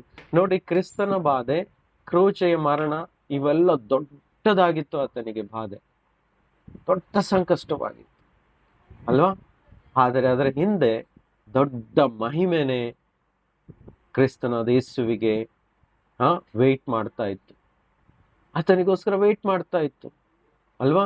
3 ದಿನಗಳು ಆತನು ಭೂಮಿಯ ಗರ್ಭದಲ್ಲಿ ಇದ್ದನು, ಪಾತಾಳಕ್ಕಿಳಿದನು, ಅಲ್ಲಿ ಮಾಡಬೇಕಾದ ಎಲ್ಲ ಕಾರ್ಯಗಳನ್ನು ಮಾಡಿ 3ನೇ ದಿನ ಎದ್ದು ಬಂದಂತ ಕ್ರಿಸ್ತನು ಮೃತ್ಯುಂಜಯನಾಗಿ, ಇನ್ನು ಮೇಲೆ ಮರಣವೇ ಇಲ್ಲದಂತೆ ರಾಜಾದಿರಾಜನು, ಕರ್ತರ ಕರ್ತನೂ ಆಗಿ ಎಲ್ಲ ಭೂಮಿಯ ಮೇಲೆ, ಆಕಾಶದ ಕೆಳಗೆ, ಪಾತಾಳದಲ್ಲಿಯೂ ಸಹ ಸರ್ವ ಅಧಿಕಾರವನ್ನು ಹೊಂದಿಕೊಂಡು ಆ ಮಹಿಮೆಯಿಂದ ತುಂಬಿಕೊಂಡು ದೇವರ ಮುಂದೆ ಅದ್ಭುತ ಪರಾಕ್ರಮಿಯಾಗಿ, ಸತ್ಯವಂತನು ನೀತಿವಂತನಾಗಿ ಮಹಿಮೆಯನ್ನು ಪ್ರಕಟಿಸುತ್ತಾ ಇವತ್ತು ತಂದೆಯ ಬಲಭಾಗದಲ್ಲಿ ಕೂತಿರುವವನು ಇವತ್ತು ನಮ್ಮ ಮುಂದೆ ನಮಗೆ ಧೈರ್ಯಪಡಿಸಲಿಕ್ಕೆ ಶಕ್ತನಾಗಿದ್ದಾನೆ.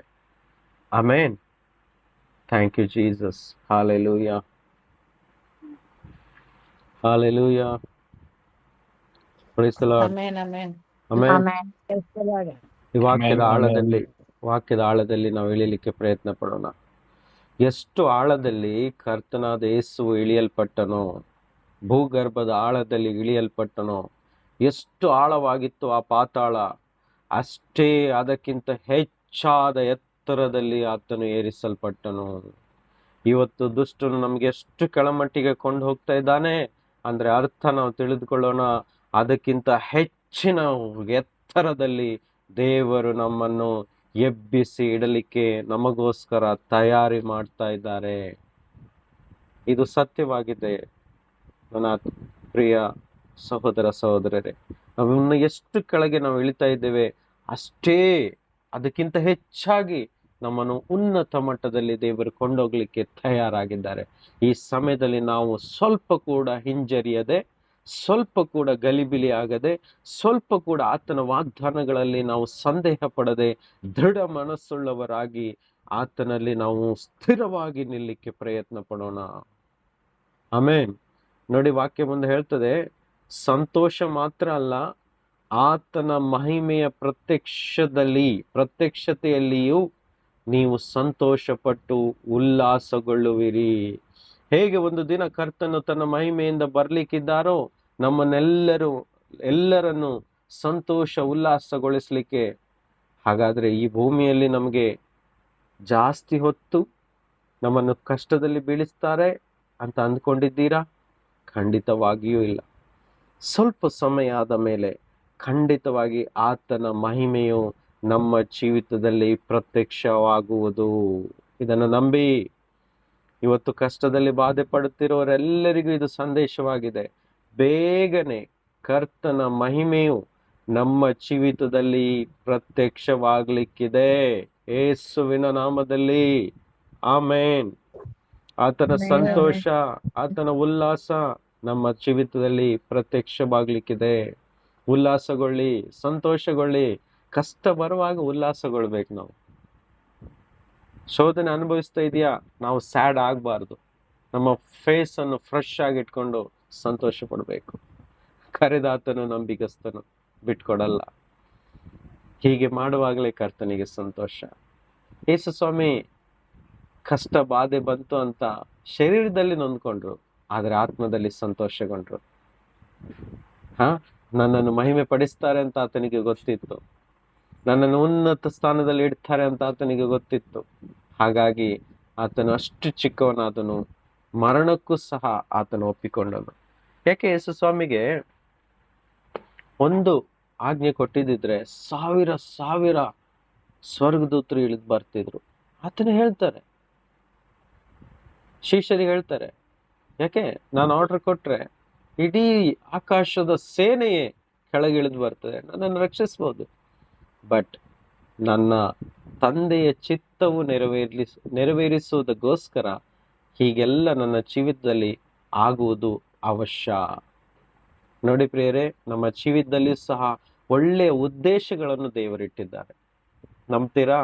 ನಮ್ಮ ತಂದೆ ನಮ್ಮ ಜೀವಿತದಲ್ಲಿ ಅನೇಕ ಒಳ್ಳೆಯ ಉದ್ದೇಶಗಳನ್ನು ಇಟ್ಟಿದ್ದಾರೆ. ಅದು ನಮ್ಮ ಒಳಿತಿಗಾಗಿದೆ. ನಮ್ಮನ್ನು ಬೀಳಿಸ್ಲಿಕ್ಕಲ್ಲ, ನಮ್ಮನ್ನು ಹಾಳು ಮಾಡ್ಲಿಕ್ಕಲ್ಲ, ನಮ್ಮ ಜೀವಿತದಲ್ಲಿ ಒಳ್ಳೆ ಕಾರ್ಯಗಳನ್ನು ನಡೆಸ್ಲಿಕ್ಕೋಸ್ಕರ. ಅದಕ್ಕೋಸ್ಕರ ಇವತ್ತು ಶೋಧನೆ ಬಂದಿದೆ, ಕಷ್ಟ ಬಂದಿದೆ ಅಂತ ಹೇಳಿದ್ರೆ ಖಂಡಿತವಾಗಿ ನಾವು ಗಲಿಬಿಲಿ ಆಗ್ಬಾರ್ದು. ಒಳ್ಳೆ ಯಾವುದೋ ಉದ್ದೇಶಕ್ಕೋಸ್ಕರ ಅದು ನಮ್ಮ ಜೀವಿತದಲ್ಲಿ ಆಗಿದೆ ಅಂತ ಇದನ್ನು ಸಂಪೂರ್ಣವಾಗಿ ನಾವು ನಂಬುವರಾಗಬೇಕು. ಆಮೇಲೆ ಇದೇ ಪುಸ್ತಕದಲ್ಲಿ, ಇದೇ ಪತ್ರದಲ್ಲಿ 5ನೇ ಅಧ್ಯಾಯಕ್ಕೆ ಬರೋಣ. 1 ಪೇತ್ರ 5ನೇ ಅಧ್ಯಾಯದ 18ನೇ ವಾಕ್ಯವನ್ನು ಓದುವ. ಇದೇ ಪತ್ರದಲ್ಲಿ 5ನೇ ಅಧ್ಯಾಯ ವಾಕ್ಯ 18 ಓದುವ.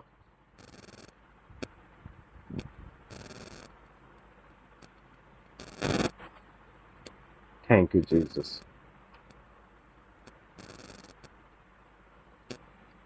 18 18 5ನೇ ಅಧ್ಯಾಯ 18 ಇಲ್ಲ ಬ್ರದರ್, 18 ಇಲ್ಲಲ್ಲ, ಸಾರಿ 10 ಸಾರಿ 18 ಅಲ್ಲ 10.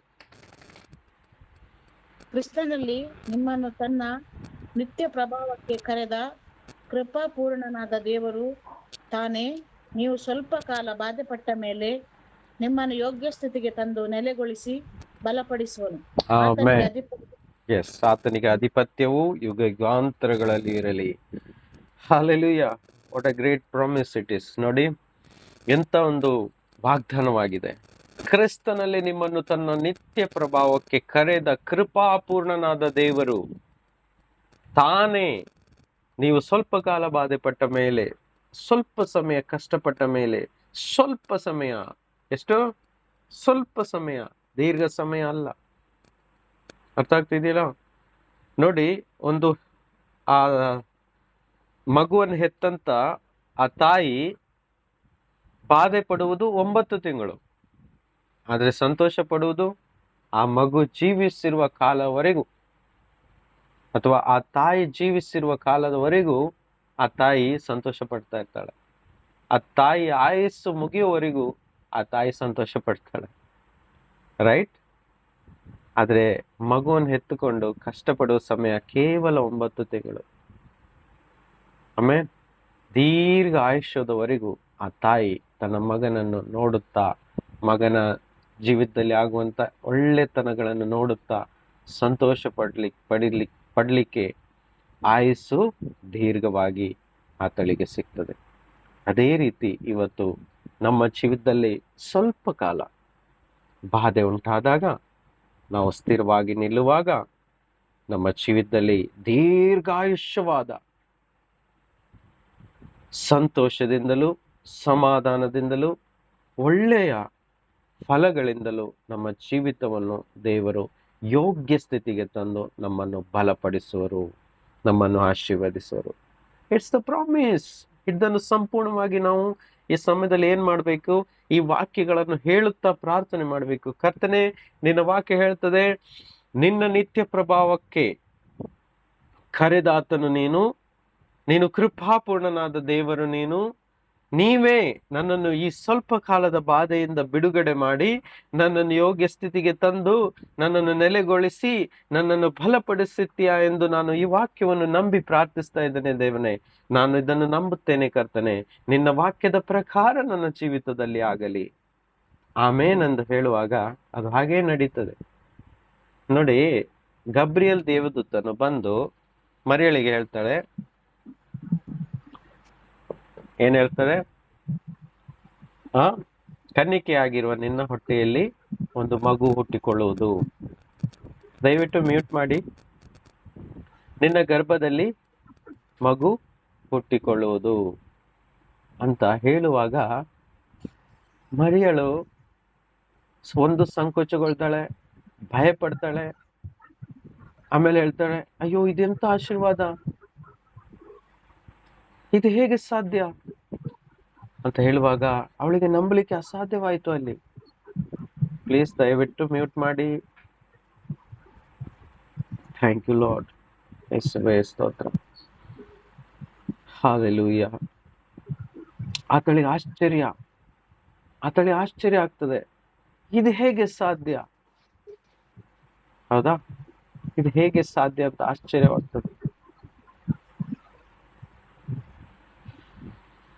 ಕರ್ತನೆ,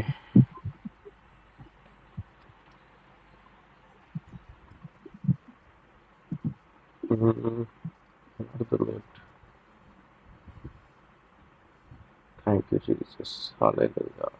ಸ್ತೋತ್ರ ಸ್ತೋತ್ರ ಸ್ತೋತ್ರ.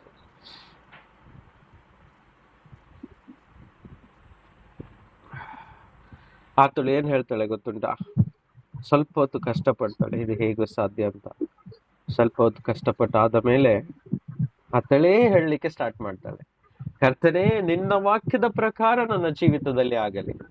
ಫಸ್ಟ್ ನಂಬಲಿಕ್ಕೆ ಸ್ವಲ್ಪ ಕಷ್ಟ ಆಯ್ತು, ಗಲಿಬಿಲಿ ಆದ್ಲು, ಸಂಕೋಚ ಆಯ್ತು, ಭಯ ಆಯ್ತು. ಇದು ಹೇಗೆ ನಾನು ಈ ಮಗು ಗರ್ಭ ಧರಿಸಿದ ಮೇಲೆ ನಾನು ಹೇಗೆ ಇದನ್ನು ಕ್ಯಾರಿ ಮಾಡಬೇಕು, ಕೊಂಡು ಹೋಗ್ಬೇಕು ಮುಂದೆ ಅಂತ ಆತಳಿಗೆ ಅರ್ಥ ಆಗಿಲ್ಲ. ಎಲ್ಲರೂ ನಗ್ತಾರೆ, ನಾನು ಆಗ್ತೀನಿ ಅಂತ ಹೀಗೆಲ್ಲ ಅಂದ್ಕೊಳ್ತಾರೆ. ಆದರೂ ಗಬ್ರಿಯಲ್ ದೇವದೂತನು ಕೊಂಡು ಬಂದಂತ ವಾಕ್ಯ ಅದು ದೂತನ ವಾಕ್ಯ ಅಥವಾ ಮನುಷ್ಯನ ವಾಕ್ಯ ಆಗಿರ್ಲಿಲ್ಲ, ಬದಲಾಗಿ ಅದು ಸರ್ವಶಕ್ತನಾದ ದೇವರ ಕಡೆಯಿಂದ ಬಂದಂತ ವಾಗ್ದಾನವಾಗಿತ್ತು. ಕೊನೆಗೆ ಆತಳು ಅದನ್ನು ನಂಬಿದಳು. ನಂಬಿದ ಕೂಡಲೇ ಆ ನಂಬಿಕೆಯ ಎಕ್ಸ್ಪ್ರೆಷನ್ ಏನಾಗಿತ್ತು? ನಿನ್ನ ವಾಕ್ಯದ ಪ್ರಕಾರ ನನ್ನ ಸ್ವಾಮಿ ಹೇಳಿದಾರಲ್ಲ, ಹಾಗಾದ್ರೆ ಸ್ವಾಮಿಯ ಮಾತಿನಂತೆ ನನ್ನ ಜೀವಿತದಲ್ಲಿ ನೆರವೇರಲಿ, ಆಮೇನ್ ಅಂತ ಆತಳು ಹೇಳಿದ ಕೂಡಲೇ ಅನೇಕ ಕಷ್ಟ ಬಂದರೂ ಸಹ ಹಾಗೇ ಅದು ನೆರವೇರಿತು. ಆಮೆನ್. ಹಾಗೇ ಅದು ನೆರವೇರಿತು. ಅದೇ ರೀತಿ ಇವತ್ತು ನಾವು ಈ ವಾಕ್ಯವನ್ನು ಎತ್ತಿ ಹೇಳುವ, ಕ್ರಿಸ್ತನೇ ನಿಮ್ಮಲ್ಲಿ ನನ್ನನ್ನು ನಿತ್ಯ ಪ್ರಭಾವಕ್ಕೆ ಕರೆದಿದ್ಯಾ, ಆ ನಿತ್ಯ ಮಹಿಮೆಗೋಸ್ಕರ ಕರೆದಿದ್ಯಾ ಕರ್ತನೆ. ಕೃಪಾಪೂರ್ಣನಾದ ದೇವರೇ, ನಿಮ್ಮ ಈ ವಾಕ್ಯದ ಪ್ರಕಾರ ನನ್ನ ಜೀವಿತದಲ್ಲಿರುವಂತ ಈ ಎಲ್ಲ ಬಾಧೆಗಳನ್ನು ತೆಗೆದು ಬಿಟ್ಟು ನನ್ನನ್ನು ಯೋಗ್ಯ ಸ್ಥಿತಿಗೆ ತಂದು ನನ್ನನ್ನು ನೀನು ನೆಲೆಗೊಳಿಸಿ ನನ್ನನ್ನು ಬಲಪಡಿಸುತ್ತೀಯಾ ಎಂದು ನಾನು ನಂಬಿಕೆಯಿಂದ ಧೈರ್ಯವಾಗಿ ಹೇಳ್ತಾ ಇದ್ದೇನೆ ಕರ್ತನೆ. ಇವತ್ತು ಈ ರೀತಿಯಾಗಿ ಪ್ರಾರ್ಥನೆ ಮಾಡುವ. ವಾಗ್ದಾನ ಕೊಟ್ಟಾಗಿದೆ, ವಾಗ್ದಾನವನ್ನೇ ಎತ್ತಿ ಪ್ರಾರ್ಥನೆ ಮಾಡಬೇಕು ಅಲ್ವಾ? ನೀನು ನನ್ನನ್ನು ಬಲಪಡಿಸ್ತೀಯಾ, ನೀನು ನನ್ನನ್ನು ಬಿಡುಗಡೆ ಮಾಡಿಸ್ತೀಯಾ, ನೀನು ನನ್ನನ್ನು ಆಶೀರ್ವದಿಸ್ತೀಯಾ, ನೀನು ನನ್ನನ್ನು ಸಂಕಷ್ಟದಿಂದ ಕಷ್ಟದಿಂದ ಬಿಡುಗಡೆಗೊಳಿಸ್ತೀಯಾ ಅಂತ ನೀನು ವಾಗ್ದಾನ ಮಾಡಿದ್ಯಲ್ಲ ಕರ್ತನೆ. ಹಾಗಾದ್ರೆ ಅದರಂತೆ ನೆರವೇರ್ಲಿ ಕರ್ತನೆ ಅಂತ ನಾವು ಕರ್ತನಿಗೆ ಕನ್ಫರ್ಮೇಶನ್ ಕೊಡ್ಬೇಕು. Praise the Lord. Amen amen amen. ಸ್ವಲ್ಪ ಡಿಸ್ಟರ್ಬೆನ್ಸ್ ಆಗ್ತಾ ಇದೆ ನನಗೆ, ಸೊ ನಾನು ಆಲ್ಮೋಸ್ಟ್ 45 ಮಿನಿಟ್ಸ್ ಆಗ್ತಾ ಬಂತು. ವಾಕ್ಯ ತುಂಬಾ ಇದೆ. So this is the news, this is the message that you have to receive it. Okay, ನಾನು ಕಂಟಿನ್ಯೂ ಮಾಡಲ್ಲ, ಡಿಸ್ಟರ್ಬ್ ತುಂಬಾ ಆಗ್ತಾ ಇದೆ. ಪ್ಲೀಸ್. ಯಾರು ಮ್ಯೂಟ್ ಆಗಲಿಲ್ಲ ಅಂತ ಗೊತ್ತಾಗೋದಿಲ್ಲ ಬ್ರದರ್. ಪ್ರೇಮ ಸಿಸ್ಟರ್. ಹೌದು. ಸೊ ನನಗೆ ತುಂಬಾ ಡಿಸ್ಟ್ರಾಕ್ಷನ್ ಆಯ್ತು. I am so sorry. Okay,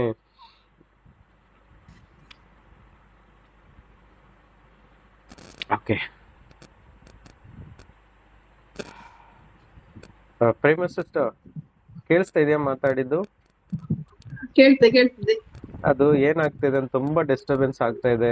I think something problem. ನಿಮ್ಮ ಸುತ್ತಮುತ್ತಲಿರುವವರು ಯಾರಾದ್ರೂ ಮನೆಯಲ್ಲಿ ಇದ್ರೆ ಕಟ್ ಮಾಡಿಬಿಟ್ರು. ಸೊ ಅವರಿಗೆ ಐಡಿಯಾ ಕೊಡಿ ಆಯ್ತಾ ಸಿಸ್ಟರ್, ಆಮೇಲೆ ಫೋನ್ ಮಾಡಿಬಿಟ್ಟು ಅದನ್ನ ಸಾರ್ಟ್ ಔಟ್ ಮಾಡಿ. ಟೆಕ್ನಾಲಜಿ ತುಂಬಾ ಇಂಪ್ರೂವ್ ಆಗಿದೆ ಈ ಕಾಲದಲ್ಲಿ. ಸೊ ನಾವು ತುಂಬಾ ಬೆಸ್ಟ್ ಮಾಡ್ಬೋದು. ಓಕೆ, ಸೊ ದಯವಿಟ್ಟು ಜೂಟ್ ಬದರ್ ಇದಕ್ಕೊಂದು ಸೊಲ್ಯೂಷನ್ ಕಂಡುಹಿಡೀರಿ.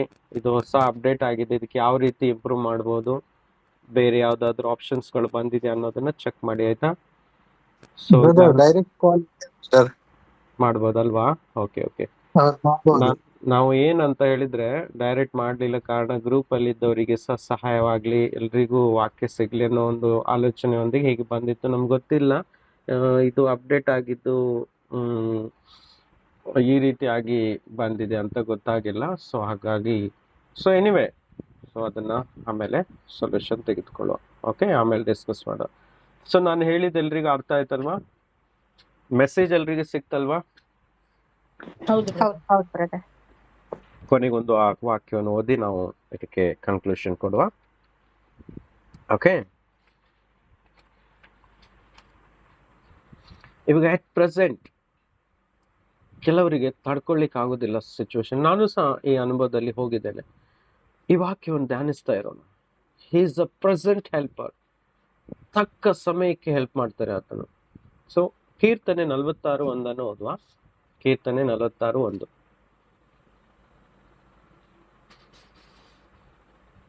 ಬೇಗ ಓದಿ, ಇಂಗ್ಲಿಷ್ ಅಲ್ಲೂ ಸಹ ಓದಿ, ಆಯ್ತಾ? ಓಕೆ. ದೇವರು ನಮಗೆ ಆಶ್ರಯ ದುರ್ಗವಾಗಿದ್ದಾನೆ, ಆತನ ಇಕ್ಕಟ್ಟಿನಲ್ಲಿ ನಮಗೆ ವಿಶೇಷ ಸಹಾಯಕನು. ಆಮೇನ್. English. God is our refuge and strength and ever-present help in trouble. His ever-present help in trouble. His a very present help in trouble. ಇಲ್ಲಿ ಹೀಗೆ ಬರೆದಿದೆ, a very present help in trouble. See, present helper. So ಈ ರೀತಿಯ ಸಿಚುವೇಶನ್ಗಳಲ್ಲಿ ಹೋಗ್ತಾ ಇರುವಾಗ ಕೆಲವೊಮ್ಮೆ brother correct ಈ ವಾಗ್ದಾನ ಎಲ್ಲ ನಾನು ನಂಬ್ತೀನಿ ಅಂತ ಮರಿಯಳು ಹೇಳ್ತಾ ಇದ್ರು ಸಹ ಆತಳ ಒಂದೊಂದು ಹೆಜ್ಜೆಯಲ್ಲಿಯೂ ಹೆಲ್ಪ್ ಯಾರು ಮಾಡ್ತಾ ಇದ್ರು? ಅದೇ ಪ್ರೆಸೆಂಟ್ ಹೆಲ್ಪರ್ ಆಗಿರುವಂತ ಅದೇ ಕರ್ತನ ಹೆಲ್ಪ್ ಮಾಡ್ತಾ ಇದ್ರು. ಮಗು ಹುಟ್ಟಿದ ಕೂಡಲೇ ಹೆರೋದನ ಕಡೆಯಿಂದ ಒಂದು ನಿಯಮ ಬಂತು. ಹುಟ್ಟಿದಂತ 2 ವರ್ಷದ ಒಳಗಿರುವಂತ ಎಲ್ಲಾ ಮಕ್ಕಳನ್ನು, 2 ವರ್ಷನ 2 ತಿಂಗಳು ಇಲ್ಲಿರುವಂತ ಎಲ್ಲಾ ಮಕ್ಕಳನ್ನು, 2 ವರ್ಷನ, ಓಕೆ, 2 ವರ್ಷದಲ್ಲಿರುವಂತ ಎಲ್ಲ ಮಕ್ಕಳನ್ನು ಯೂದಾಯ ಸೀಮೆ ಮತ್ತು ಬೆತ್ಲೆಹೇಮ್, ಬೆತ್ಲೆಹೇಮ್ ಅಂದ್ರೆ ಯೂದಾಯದಲ್ಲಿರುವಂತ ಪ್ರಾಂತ್ಯದಲ್ಲಿರುವಂತ ಯೆರೂಸಲೇಮ್ನಲ್ಲಿ ಇರುವಂತ ಎಲ್ಲ 2 ವರ್ಷದ ಒಳಗೆ ಇರುವ ಎಲ್ಲಾ ಮಕ್ಕಳನ್ನು ಕೊಲೆ ಮಾಡಬೇಕು. ದೇವರ ಮಾರ್ಗ ತೆಗೆದ್ರು, ಅಲ್ಲಿಂದ ತೆಗೆದ್ರು. ಯೋಸೇಫನ ಜೊತೆ ಮಾತನಾಡಿದ್ರು, ಇವತ್ತೇ ರಾತ್ರಿ ನೀನು ತನ್ನ ಹೆಂಡತಿ ಮಗುವನ್ನು ಎತ್ಕೊಂಡು ಈಜಿಪ್ಟಿಗೆ ಹೋಗ್ಬೇಕು ಅಂತ ಅಲ್ವಾ? ಯೇಸು ಸ್ವಾಮಿ ಈಜಿಪ್ಟ್ ಅವರಿಗೆ ಹೋಗಿದ್ರು ನೋಡಿ, ಯಾರಿಗೂ ಗೊತ್ತಿಲ್ಲ. ಅದೊಂಥರ ಸೀಕ್ರೆಟ್ ಆಗಿ ಹಾಗೆ ಉಳ್ಕೊಂಡಿದೆ. ಇದ್ರ ಬಗ್ಗೆ ಜಾಸ್ತಿ ಸಂದೇಶಗಳು ಹೊರಗೆ ಬರಲ್ಲ. ಒಂದು ಸುರಕ್ಷಿತವಾದ ಸ್ಥಾನ. ಯಾವ ಈಜಿಪ್ಟಿನಿಂದ ದೇವರು ತನ್ನ ಇಸ್ರಾಯೇಲ್ ಪ್ರಜೆಯನ್ನು ಕರೆದುಕೊಂಡು ಬಂದರೋ, ಇನ್ನು ಮೇಲೆ ನೀನು ಕಂಡ ಈಜಿಪ್ಟ್ ಇನ್ನು ಮೇಲೆ ನೀನು ಕಾಣುವುದೇ ಇಲ್ಲ ಅಂತ ಹೇಳಿದ ದೇವರು, ಈಜಿಪ್ಟ್ನಲ್ಲೂ ಸಹ ಆ ವೈರಿಗಳು, ಅಂದ್ರೆ ಇವತ್ತು ನಾವು ಆತ್ಮಿಕವಾಗಿ ನೋಡುವಾಗ ಅವರು ಸಹ ದೇವರು ಸೃಷ್ಟಿಸಿದಂತ ಪ್ರಜೆಗಳು ಅಲ್ವಾ? ಅದೇ ದೇವರ ಸ್ವರೂಪದಲ್ಲಿ ಸೃಷ್ಟಿಸ ಆ ಜನತೆಗೂ ಸಹ ರಕ್ಷಣೆ ಆಗ್ಲಿ ಅಂತ ಇಡೀ ಮಾನವ ಕುಲಕ್ಕೆ ಬೈಬಲ್ ಅನ್ನು ನಂಬುವಂತ ಎಲ್ಲರಿಗೂ ಒಂದು ಸಂದೇಶ ಏನು? ನಿಮ್ಮ ಶತ್ರುಗಳನ್ನು ನೀವು ಪ್ರೀತಿಸಿರಿ. ಅವರಿಗೂ ಸಹ ಆ ಸಂದೇಶ ಸಿಗ್ಬೇಕು. ಯೇಸು ನಿಮ್ಮನ್ನು ಸಹ ಪ್ರೀತಿಸ್ತಾರೆ, ಹೌದಾ? ನಿಮಗೂ ಸಹ ರಕ್ಷಣೆ ಮಾರ್ಗವಿದೆ, ಹೌದಾ? ಇವತ್ತು ಸಹ ಈಜಿಪ್ಟ್ ಅಲ್ಲಿ ಅನೇಕ ಸಭೆಗಳಿದ್ದಾವೆ, ಗುಪ್ತವಾಗಿಯೂ ಮತ್ತು ಪ್ರಕಟವಾಗಿಯೂ ಅನೇಕ ಕ್ರಿಸ್ತ ನಂಬಿಗಸ್ತರಿದ್ದಾರೆ.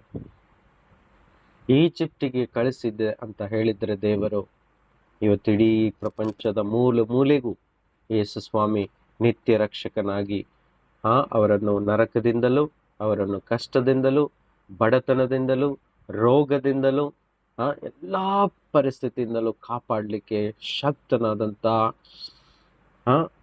ನಮಗೆ ವಿಶೇಷ ಸಹಾಯಕನಾಗಿದ್ದಾನೆ. He is a present helper. ಆತನ ಪವಿತ್ರ ಆತ್ಮನ ರೂಪದಲ್ಲಿ ನಮ್ಮ ಜೊತೆಯಲ್ಲಿದ್ದು, ಎಮ್ಮಾನುವೇಲನಾಗಿ ನಮ್ಮ ಜೊತೆಯಲ್ಲಿದ್ದು, ಪ್ರೆಸೆಂಟ್ ಕಂಡೀಷನ್ ಅಲ್ಲೂ ಸಹ ನಮ್ಮನ್ನು ಬಿಡುಗಡೆ ಮಾಡಿ ನಮ್ಮನ್ನು ಹೊರಗೆ ತರಲಿಕ್ಕೆ ಆತನ ಶಕ್ತನಾಗಿದ್ದಾನೆ. ಆಮೇನ್. ಮೆಸೇಜ್ ಅರ್ಥ ಆಗ್ತಾ ಇದೆಯಾ ನಿಮ್ಗೆ? Is a present helper. Don't worry. ನಾವೆಷ್ಟು ರಿಲ್ಯಾಕ್ಸ್ ಆಗಿರ್ತೀವೋ ಅಷ್ಟು ದೇವ್ರ ಕೆಲಸ ಮಾಡ್ತಾರೆ. ನಾವೆಷ್ಟು ನಮ್ಮನ್ನೇ ಕಂಟ್ರೋಲ್ ಮಾಡ್ಕೊಳ್ತೀವೋ, ಅಂದ್ರೆ ಎಕ್ಸ್ಪ್ರೆಸ್ ಮಾಡ್ತೀವೋ, ಹೇಗೆ ಹ್ಯಾಪಿ ಆಗಿರ್ಬೇಕು. ಆ ಟೈಮಲ್ಲಿ ಹ್ಯಾಪಿ ಇಲ್ಲದೆ ಇದ್ರು ಸಹ ನಾವು ದೇವರ ಮುಂದೆ ತೋರಿಸ್ಬೇಕು, ಕರ್ತನೇ ನೀನಿದ್ಯಲ್ಲಪ್ಪ, ನಾನು ಬಲವಾಗಿರ್ತೀನಿ. ಪ್ರಯತ್ನ ಪಡಬೇಕು. ಆ ಪ್ರಯತ್ನದಲ್ಲಿ ಒಂದು ಬಲ ಸಿಗ್ತದೆ. ಆಮೇನ್. ಆ ಪ್ರಯತ್ನದಲ್ಲಿ ಒಂದು ಬಲ ಸಿಗ್ತದೆ. ಸೊ ಆ ವರ್ಕ್ ಅನ್ನು ನಮಗೆ ಕೊಟ್ಟಿದ್ದಾರೆ. ನೋಡಿ, ಕೊಡಬೇಕಾಗಿರುವಂತ ಸಕಲ ಆತ್ಮೀಯ ಆಶೀರ್ವಾದಗಳನ್ನು ದೇವರು ಕ್ರಿಸ್ತನಲ್ಲಿ ನಮಗೋಸ್ಕರ ಕೊಟ್ಬಿಟ್ಟಿದ್ದಾರೆ. ಎಫೆಸ 1:3 ಕೊಟ್ಬಿಟ್ಟಿದ್ದಾರೆ. ಎಫೆಸಿಯನ್ಸ್ 1:3 ಏನ್ ಬರೆಯಲ್ಪಟ್ಟಿದೆ? ನಮ್ಮ ಕರ್ತನಾದ ಯೇಸು ಕ್ರಿಸ್ತನ ದೇವರು ತಂದೆಯೂ ಆಗಿರುವ ಆತನಿಗೆ ಸ್ತೋತ್ರ. ಆತನು ಪರಲೋಕದಲ್ಲಿನ ಸಕಲ ಆತ್ಮೀಯ ವರಗಳನ್ನು ನಮಗೆ ಕ್ರಿಸ್ತ ಯೇಸುವಿನಲ್ಲಿ ಅನುಗ್ರಹಿಸಿದ್ದಾನೆ. with all spiritual blessings in the heavenly places in Christ, who has blessed us. He is already blessed. ಆತ್ಮಿಕ ಏರಿಯಾದಲ್ಲಿ ಕೊಟ್ಬಿಟ್ಟಿದ್ದಾರೆ. ಅದನ್ನ ನಾವು ಫಿಸಿಕಲ್ ಆಗಿ ಅದನ್ನ ಪಡ್ಕೊಳ್ಬೇಕಾಗಿದೆ. ಅದನ್ನು ಪಡ್ಕೊಳ್ಬೇಕಾದ್ರೆ ನಾವ್ ಏನ್ ಮಾಡ್ಬೇಕು? ಈ ಶೋಧನೆಯಲ್ಲಿ ಸ್ಥಿರತೆಯನ್ನು ತೋರಿಸ್ಬೇಕು, ಪಾಸ್ ಆಗ್ಬೇಕು. It is there for us. ಹೇಳ್ತಾರಲ್ಲ ಮಕ್ಕಳಿಗೆ ತಂದೆ ತಾಯಿಗಳು, ಈ SLC ಅಲ್ಲಿ ಉತ್ತಮ ಮಾರ್ಕ್ಸ್ ಒಂದಿಗೆ ನೀನು ಪಾಸ್ ಆದ್ರೆ ನಿನಗೊಂದು ಬೆಸ್ಟ್ ಗಿಫ್ಟ್ ಅನ್ನು ಇಟ್ಟಿದ್ದೇನೆ. ಕೆಲವೊಮ್ಮೆ ಸರ್ಪ್ರೈಸ್ ಆಗಿರ್ತಾರೆ, ಕೆಲವೊಮ್ಮೆ ಹೇಳಿರ್ತಾರೆ. ಆದ್ರೆ ಇಲ್ಲಿ ಸರ್ಪ್ರೈಸ್ ಆಗಿ ಇಟ್ಟಿಲ್ಲ, ಇಲ್ಲಿ ಓಪನ್ ಆಗಿ ಹೇಳಿದ್ದಾರೆ.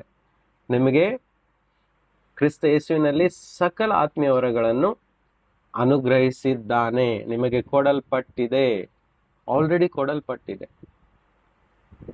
ಅರ್ಥ ಆಗ್ತಿದೆ ಎಲ್ಲರಿಗೂ? So we need to believe it.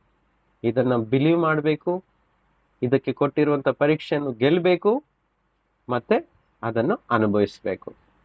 ಪರೀಕ್ಷೆ ಮುಗಿದ ಕೂಡಲೇ ತಂದೆ ತಾಯಿಗಳ ಹತ್ರ ನಾವು ಹೋಗಿ ಕೇಳ್ಬಿಡ್ತೀವಿ, ನಾನು ಪಾಸ್ ಆಗಿದ್ದೇನೆ, ಮಾರ್ಕ್ಸ್ ಬಂದಿದೆ ನನ್ನ ಗಿಫ್ಟಲ್ಲಿ. ಅವಾಗ ಫುಲ್ ಹಕ್ಕಿದೆ ನಮಗೆ ಅಲ್ವಾ ಕೇಳಲಿಕ್ಕೆ. ಅವ್ರು ಕೊಡ್ಲೇಬೇಕು ಪ್ರಾಮಿಸ್ ಮಾಡಿದ ಮೇಲೆ, ಇಲ್ಲಾಂದ್ರೆ ನಾವು ಜಗಳ ಮಾಡ್ತೀವಿ, ರೈಟ್? ಸೊ ನಮ್ಮ ತಂದೆ ಜಗಳ ಮಾಡುವಷ್ಟು ಮಟ್ಟಿಗೆ ಕೆಟ್ಟವನಲ್ಲ. He is a good father. ಅವರು ಒಳ್ಳೆಯ ತಂದೆ ಆಗಿದ್ದಾರೆ. ನಮ್ಮ ಪರೀಕ್ಷೆ ಮುಗಿದ ಕೂಡಲೇ, ಸ್ವಲ್ಪ ಕಾಲದ ಸಂಕಷ್ಟ ತೀರಿದ ಕೂಡಲೇ ನಮ್ಮನ್ನು ಆತನು ನೆಲೆಗೊಳಿಸುವನು, ಬಲಪಡಿಸುವನು, ಆಶೀರ್ವದಿಸುವನು, ಬಿಡಿಸಿ ನಮ್ಮನ್ನು ಸಂಪೂರ್ಣಗೊಳಿಸುವನು. It's a blessing, it's a joy, it's a pleasure. It is his pleasure to bless us. ಇದು ಆತನ ಹಿತವಾಗಿದೆ, ಇಚ್ಛೆ ಆಗಿದೆ ನಮ್ಮನ್ನು ಆಶೀರ್ವದಿಸುವುದು. So let us stand firm. ನಾವು ಸ್ಥಿರವಾಗಿರೋಣ, ಆಯ್ತಾ? ನಾವು ಸ್ಥಿರವಾಗಿರೋಣ. ಎಷ್ಟೇ ಕಷ್ಟ ಇದ್ರೂ ಬಿಟ್ಕೊಡದೆ ಸ್ಥಿರವಾಗಿರೋಣ. ನಮ್ಮನ್ನು ಕರೆದಾತನು ನಂಬಿಗಸ್ತನು. ನಮ್ಮನ್ನು ಎಲ್ಲ ಕಷ್ಟದಿಂದ ಕಾಪಾಡಿ ಪಾರು ಮಾಡಿ ನಮ್ಮನ್ನು ನಿತ್ಯ ವಿಶ್ರಾಮದಲ್ಲಿ ಕೊಂಡು ಹೋಗ್ತಾನೆ. ನಮ್ಮ ಮನಸ್ಸಿಗೆ ರೆಸ್ಟ್ ಕೊಡ್ತಾನೆ. ಇವತ್ತು ಮನಸ್ಸಿಗೆ ಕಷ್ಟ ಆಗ್ತಾ ಇದೆಯಾ? ನೋವಾಗ್ತಾ ಇದೆಯಾ? ಶೋಧನೆಗಳನ್ನು ನೋಡಿ ನೋವಾಗ್ತಾ ಇದೆಯಾ? ಕುಟುಂಬದಲ್ಲಿ, ಫ್ಯಾಮಿಲಿಯಲ್ಲಿ, ಕೆಲಸದಲ್ಲಿ, ಸಂಪತ್ತಿನಲ್ಲಿ, ಹಣಕಾಸಿನಲ್ಲಿ, ಫ್ಯಾಮಿಲಿಯಲ್ಲಿ ರಕ್ಷಣೆ ನೋಡದೇ ಇರುವ ಪರಿಸ್ಥಿತಿಯಲ್ಲಿ, ಅನೇಕ ಪರಿಸ್ಥಿತಿಗಳನ್ನು ನೋಡುವಾಗ ಮನಸ್ಸಿಗೆ ತುಂಬಾ ಭಾರ ಆಗ್ತಾ ಇದೆಯಾ? ಸ್ವಾಮಿ ಹೇಳ್ತಾ ಇದ್ದಾರೆ, ಎಲೆ ಕಷ್ಟಪಡುವವರೇ, ಮತ್ತಾಯ 11:28 ಹೇಳ್ತದೆ, ಎಲೆ ಕಷ್ಟಪಡುವವರೇ, ನೀವು ಕಷ್ಟಪಡ್ತಾ ಇದ್ದೀರಾ? ಭಾರ ಹೊತ್ತಾ ಇದ್ದೀರಾ? ಹೊರೆ ಹೊತ್ತಾ ಇದ್ದೀರಾ? ನೀವೆಲ್ಲರೂ ನನ್ನ ಬಳಿಗೆ ಬನ್ನಿರಿ, ನಾನು ನಿಮಗೆ ವಿಶ್ರಾಂತಿ ಕೊಡುವೆನು. I will give you rest. That is true rest. ನೋಡಿ, ಕ್ರಿಸ್ತನಲ್ಲಿ ಸರಿಯಾಗಿ ಇದ್ದೇವಂದ್ರೆ ನಮ್ಮ ಮನಸ್ಸಿಗೆ ಯಾವಾಗ್ಲೂ ವಿಶ್ರಾಂತಿ ಇರುತ್ತೆ. ಅದು ಎಷ್ಟೇ ಭೀಕರವಾದಂತ ಶೋಧನೆ ನಮ್ಮ ಎದುರಲ್ಲಿ ಇದ್ರೂ ಸಹ ಅದು ಮನಸ್ಸಿಗೆ ತಗಲಲ್ಲ, ಅದು ಹೊರಗೇನೆ ಇರ್ತದೆ. ಯಾಕಂದ್ರೆ ಏನು ಆಗಲ್ಲ. ಫಸ್ಟ್ ಆಫ್ ಆಲ್, ಇಡೀ ಪ್ರಪಂಚ, ಭೂಮಿ, ಆಕಾಶ, ಸೂರ್ಯ, ಚಂದ್ರ ಎಲ್ಲವೂ ಕರ್ತನ ನಿಯಂತ್ರಣದಲ್ಲಿದೆ ಅನ್ನೋದು ನಾವು ನಂಬ್ತೀವ? ಸೂರ್ಯ ತನ್ನ ಜಾಗದಲ್ಲಿ ನಿಯಂತ್ರಣ ತಪ್ಪಿಬಿಟ್ರೆ, ಅವನು ಭೂಮಿ ಹತ್ರ ಬಂದ್ಬಿಟ್ರೆ, ಭೂಮಿ ಹತ್ರ ಬರೋದು ಬೇಡ ಬಿಡಿ, ತನ್ನ ನಿಯಂತ್ರಣದ ರೇಖೆಯಿಂದ ಸ್ವಲ್ಪ ಕೂಡ ಲೆಫ್ಟಿಗೆ ಮೂವ್ ಆದ್ರೆ ಭೂಮಿ ಇಡೀ ಭಸ್ಮ ಸುಟ್ಟು ಬೂದಿ ಆಗತ್ತೆ. ಯಾಕೆ ಗೊತ್ತುಂಟಾ? ಇವಾಗ್ಲೇ ಈ 35-40 ಡಿಗ್ರಿನೇ ಸಹಿಸಕ್ ಆಗಲ್ಲ ಭೂಮಿ. ಏರ್ ಕಂಡೀಷನ್ ಯೂಸ್ ಮಾಡ್ತೀವಿ, ಸ್ವಲ್ಪ ಮೂವ್ ಆದ್ರೆ ಸಾಕು ಸೂರ್ಯ 100 ಡಿಗ್ರಿ ಹೋದ್ಬಿಟ್ರೆ ಸುಡೋದೇ ಅಲ್ವಾ? 100 ಡಿಗ್ರಿಯಲ್ಲಿ ಸುಡ್ತದೆ, 200 ಡಿಗ್ರಿ ಸುಟ್ಟು ಭಸ್ಮ ಆಗ್ತದೆ ನಮ್ಮ ಶರೀರ ಎಲ್ಲ. ಅದೇ ರೈಟಿಗೆ ಹೋದ್ರೆ ಸೂರ್ಯ ಸ್ವಲ್ಪ ರೈಟಿಗೆ ಹೋದ್ರೆ ಎಲ್ಲ ಐಸ್ ಆಗ್ಬಿಡುತ್ತೆ, ನಾವೆಲ್ಲ ಐಸ್ ಆಗ್ಬಿಡ್ತೀವಿ. ಲಿಕ್ವಿಡ್ ಅಂತ ಇರುವಂತ ಎಲ್ಲ ನೀರು, ಜ್ಯೂಸು ಎಲ್ಲವೂ ಐಸ್ ಆಗ್ಬಿಡುತ್ತೆ, ಕುಡಿಯಕ್ ನೀರೇ ಇರಲ್ಲ, ಕರಗಿಸ್ಲಿಕ್ಕೆ ಆಗೋದಿಲ್ಲ. ಕೆಲವು ದೇಶಗಳಲ್ಲಿ ಐಸೇ ಇರುತ್ತೆ, ನೀರೇ ಇರಲ್ಲ. ಅವರಲ್ಲಿ ಗ್ಯಾಸ್ ಹಚ್ಚಿ ಐಸ್ಗಳನ್ನ ಕುದಿಸಿ ನೀರ್ ಮಾಡ್ತಾರೆ. ಸೊ ಸೂರ್ಯನನ್ನು ಕಂಟ್ರೋಲ್ ಅಲ್ಲಿ ಇಟ್ಟ ದೇವರು ಭೂಮಿಯನ್ನು ಸಹ ತನ್ನ ರೇಖೆಯಿಂದ ಆಚೆ ಈಚೆಗೆ ಹೋಗದಂತೆ ಕರೆಕ್ಟ್ ಆಗಿ ತನ್ನ ರೇಖೆಯಲ್ಲೇ ಹೋಗುವಂತೆ ಮಾಡಿ ನಿಯಂತ್ರಿಸುವ ದೇವರು ನಮ್ಮ ಜೀವಿತವನ್ನು ಸಹ ಸರಿಯಾದ ಮಾರ್ಗದಲ್ಲಿ ಸರಿಯಾದ ರೇಖೆಯಲ್ಲಿ ಚಲಿಸಲು ಶಕ್ತನಾಗಿದ್ದಾನೆ. ಆಮೇನ್. ಸೊ ಎಂದಿಗೂ ಕೈ ಬಿಡುವುದಿಲ್ಲ, ನಮ್ಮನ್ನು ತೊರೆಯುವುದಿಲ್ಲ, ಕೊನೆಯವರೆಗೂ ನಡೆಸಲಿಕ್ಕೆ ಆತನು ನಂಬಿಗಸ್ತನಾಗಿದ್ದಾನೆ. ಪ್ರಶ್ನೆ ಎಷ್ಟೇ, ನಾವು ಆ ವಾಕ್ಯದಲ್ಲಿ ನಂಬಿಗಸ್ತರಾಗಿದ್ದೇವಾ? ಹಾಗಾದ್ರೆ ನಾವು ಮರುಗದೆ ಗಲಿಬಿಲಿಗೊಳ್ಳದೆ ನಾವು ಆ ವಾಕ್ಯವನ್ನು ಸಂಪೂರ್ಣ ನಂಬುತ್ತಾ ಆತನನ್ನು ಮಹಿಮೆ ಪಡಿಸುವರಾಗೋಣ, ನಂಬಿಕೆಯಲ್ಲಿ ಸ್ಥಿರರಾಗೋಣ, ತಾಳ್ಮೆಯಲ್ಲಿರೋಣ. ಖಂಡಿತವಾಗಿ ಈ ಸ್ವಲ್ಪ ಕಾಲದ ಸಂಕಷ್ಟ ತೀರಿದ ಮೇಲೆ ನಮ್ಮನ್ನು ದೇವರು ಬಿಡುಗಡೆಗೊಳಿಸಿ ಬಲಪಡಿಸಿ ನಮ್ಮನ್ನು ಸ್ಥಿರಪಡಿಸುವನು, ನಮ್ಮನ್ನು ಆಶೀರ್ವದಿಸುವನಾಗಿದ್ದಾನೆ.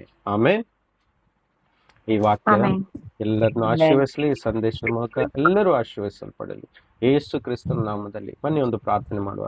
ತಂದೆಯಾದ ದೇವರೇ, ಕೇಳಿದಂತ ವಾಕ್ಯವು 100ರಷ್ಟು ಇಲ್ಲಿ ನನ್ನ ಸೇರಿರುವಂತ ಸಹೋದರ ಸಹೋದರಿಯರ ಜೀವಿತದಲ್ಲಿ 100ರಷ್ಟು ಫಲ ಬರುವಂತೆ ಮಾಡು ಕರ್ತನೆ. ಅವ್ರನ್ನು ಆಶೀರ್ವದಿಸು ತಂದೆ, ಅವರನ್ನು ಬಲಪಡಿಸು ತಂದೆ, ಅವರ ಜೀವಿತದಲ್ಲಿ ಏಳಿಗೆಯನ್ನು ತೋರಿಸು ತಂದೆ, ಹೊಸ ಮಾರ್ಗಗಳನ್ನು ತೆರೆಯು ಸ್ವಾಮಿ. ಇಲ್ಲಿ ತನಕ ಕಾಣದಂತ ಸಂಗತಿಗಳನ್ನು ಅವರ ಜೀವಿತದಲ್ಲಿ ಮಾಡುವನಾಗಿರು ಕರ್ತನೆ. ಇದು ಮಾಡ್ಲಿಕ್ಕೆ ನೀನು ಶಕ್ತನಾಗಿದ್ದಿ ಎಂದು ನಾವೆಲ್ಲರೂ ನಂಬಿದ್ದೇವೆ ಸ್ವಾಮಿ.